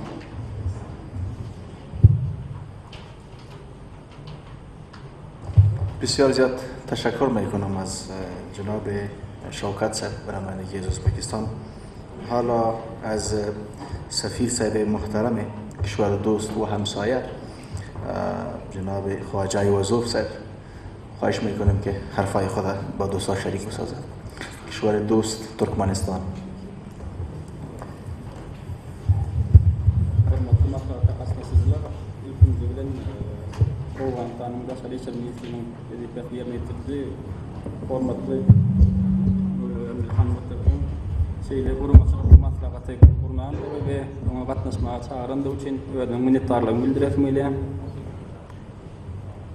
بسم الله الرحمن الرحیم. نخست تقدیم میکنیم برگزاری کنفرانس امروز. Şeylerde son aylarda Afganistan'da bolup geçen TBI vetvaçlıklarda ecir çekenlere Türkmenistan'ın adından özgü inancımı bildiriyorum. همچنین به خاطر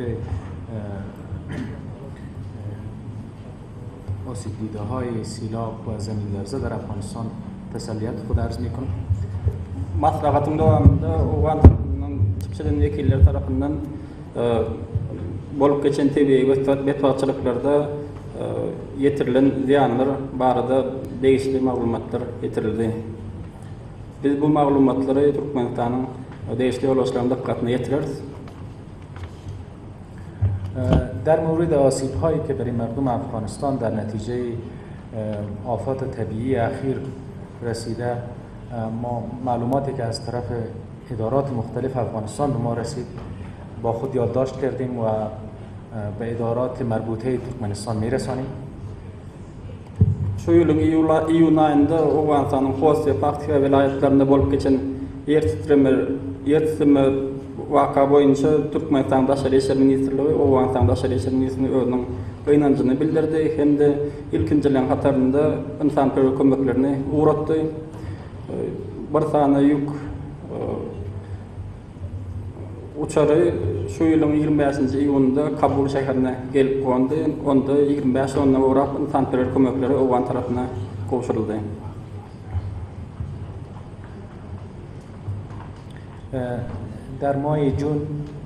در ماه جون امسال وزارت امور خارجه ترکمنستان نامه تسلیت برای مردم افغانستان روان کردن.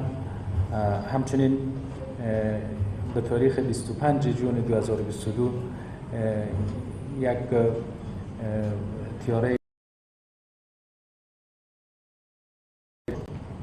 که 25 تن بود کمک ها Türkmenistan son bir neçelerin devamında Afgan halkına insan kömeklerini berip gelýär.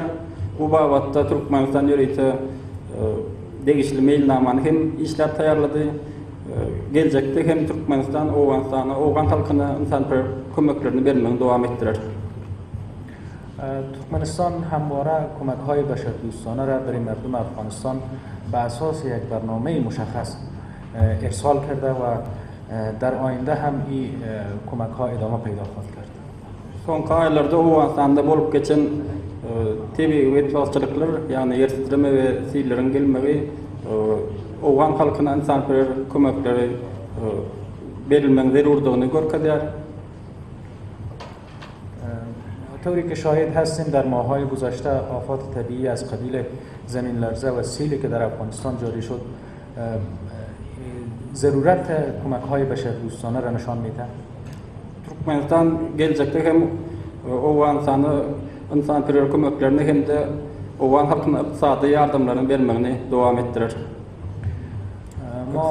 ما متعهد هستیم که ترکمنستان در آینده کمک‌های بشردوستانه را و همچنین کمک‌های توسعه‌ای برای اقتصاد افغانستان را ادامه خواهد داد. تشکر. جزاکم الله. نو د موږ تاسې نننۍ کنفرانس الحمدلله په ډېره کامیابۍ سره د پای شیبو ته راورسېدو. زه په ننني مجلس کې اسلامي امارت د محترمو وزیر صاحبانو د وزارتونو له استازو د همکارو او دوستو هیوادونو له سفیرانو او استازو د مرستندویه مؤسساتو بین المللي نهادونو له استازو او د رسنیو له استازو له ټولو نه مننه کوم چې موږ سره په دې کانفرنس کې شرکت وکړو. د افغانستان د مظلوم بیچاره او دردیده ولس اواز یې واورېدو او ویرساوو او ویرسوي خپلو هیوادونو ته. په ټولو نه مننه کوو. کومې مرستې چې سوي دي د هغو بیا مننه کوو. او پر روان وخت کې کوم پلانونه دي او کوم هیوادونه او کوم مؤسسات او کوم ادارې مرستې کوي ټولو ته اطمینان ورکوو چې د افغانستان اسلامي امارت موجوده حکومت د مرستو په رسولو کې په شفافیت کې په تسهیل کې پوره همکاري کوي او تاسو ته وعده درکو تاسو ته ډاډ درکو چې په دې برخه کې به زموږ ادارې خپل ټول امکانات په کار اچوي او همکاري وکړي او هیله هم دا ده چې هغه هیوادونه چې امکانات لري او د مرستو را رسولو توان لري هیله ده چې په دې حساسو شیبو کې خپلې مرستې راورسوي او تر اړمنو خلکو پورې ورسیږي چونکې موږ تاسې د افغانستان هغه موسمي حالاتو ته په کتو سره یو سخت ژمی هم په مخ کې لرو چې له نورو مشکلاتو سره سره د سرپناه مشکل د غذا مشکل د صحت او تداوی مشکل دا طبیعي ورسره زیاتېږي نو هیله ده چې د ژمي تر رارسېدو مخکې مرستې راورسېږي هغه ښې مدیریت شي او تر اړمنو هیوادوالو پورې ورسېږي موږ له ټولو هغو جهتونو نه مننه کوو چې له موږ سره د مرستو په رالېږلو او یا د خواخوږۍ د پیغامونو په رالېږلو یې له موږ سره خپله همدردي ښکاره کړې ده او په ټولو شکریه ادا کوو یو ځل بیا له تاسو ټولو نه مننه چې د نننۍ کنفرانس په ډېرې کامیابۍ سره په ډېر ښه نظم سره او په ډېر ښه طریقه سره پای ته ورسېدو او هیله د اثرات به هم همداسې ښیي او همیشه به موږ تاسې په سختو حالاتو کې او همدارنګه د خوشحالۍ په حالاتو کې سره یوځای کېږو د نیکه مرغه افغانستان اسلامي امارت یو متوازن سیاست غوره کړی د ټولو هیوادو سره متوازن سیاست د لارې په مخ ځي ټولو ته یې غېږ خلاصه کړې ټولو ته یې د همکارۍ لاس ور اوږد کړی همدغه سلسله به نوره هم پراخیږي او زه امید لرم هغه هیوادونه چې د افغان تجارانو دپاره یې په ویزو کې سهولت راوست تر څو تجارت صادرات او واردات زیات شي او ګټه یې ټولو هیوادوالو ته ورسیږي له هغو نه خصوصي مننه کوم او کومو هیوادو ته چې لا تر اوسه پورې د تجارانو او د مریضانو او د نورو اړمنو خلکو مزدورکارانو تګ راتګ مشکل ده هیله ده هغوی هم په ویزو کې او په تګ راتګ کې سهولت راولي چې هیوادوال وتوانیږي په بهر کې خپل کارونه چې بند پاتې دي هغه په مخ بوځي او هغه 5 روپۍ چې د لاس په تڼاکو باندې ګټي او د تاسې هیوادونه درته جوړوي او آبادوي هغه په ښه طریقه سره خپلو کورنیو ته راولېږي نو هیله مې بیا هم دا ده چې باید د موږ له بانکونو نه بندیزونه پورته شي د افغانستان سرمایه چې شتمنۍ چې کنګل شوي دي هغه ازادې شي او ټولې خیریه مؤسسې او بنسټونه چې افغانستان ته کومکونه رالېږي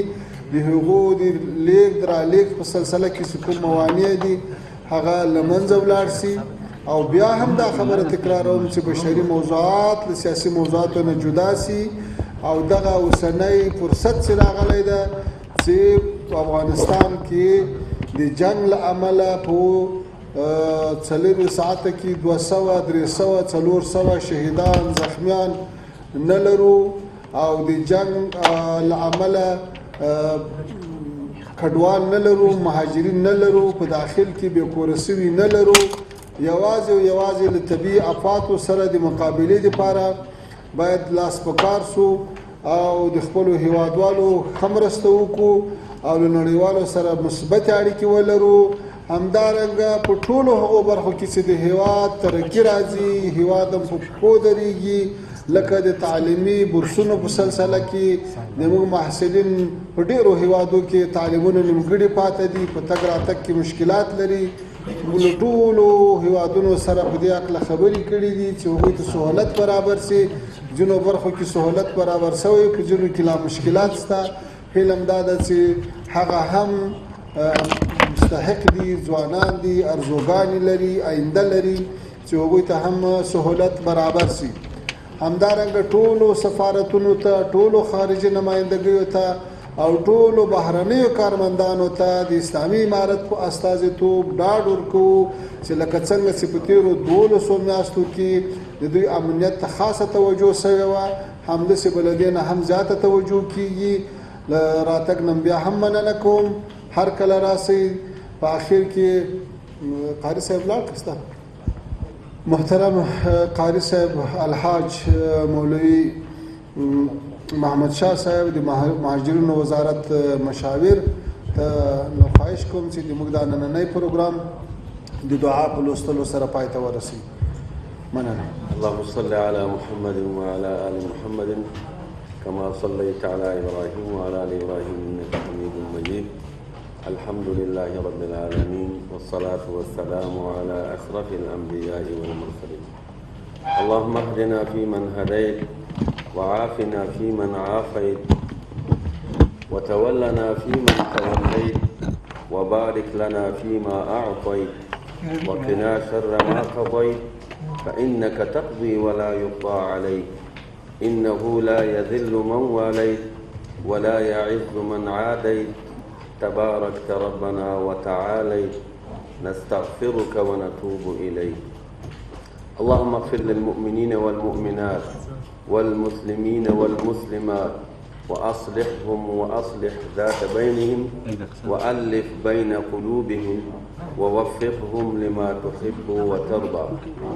اللهم أصلح لنا ديننا الذي هو عصمة أمرنا وأصلح لنا دنيانا التي فيها معاشنا وأصلح لنا آخرتنا التي فيها معادنا واجعل الحياة زيادة لنا في كل خير واجعل الموت راحة لنا من كل شر.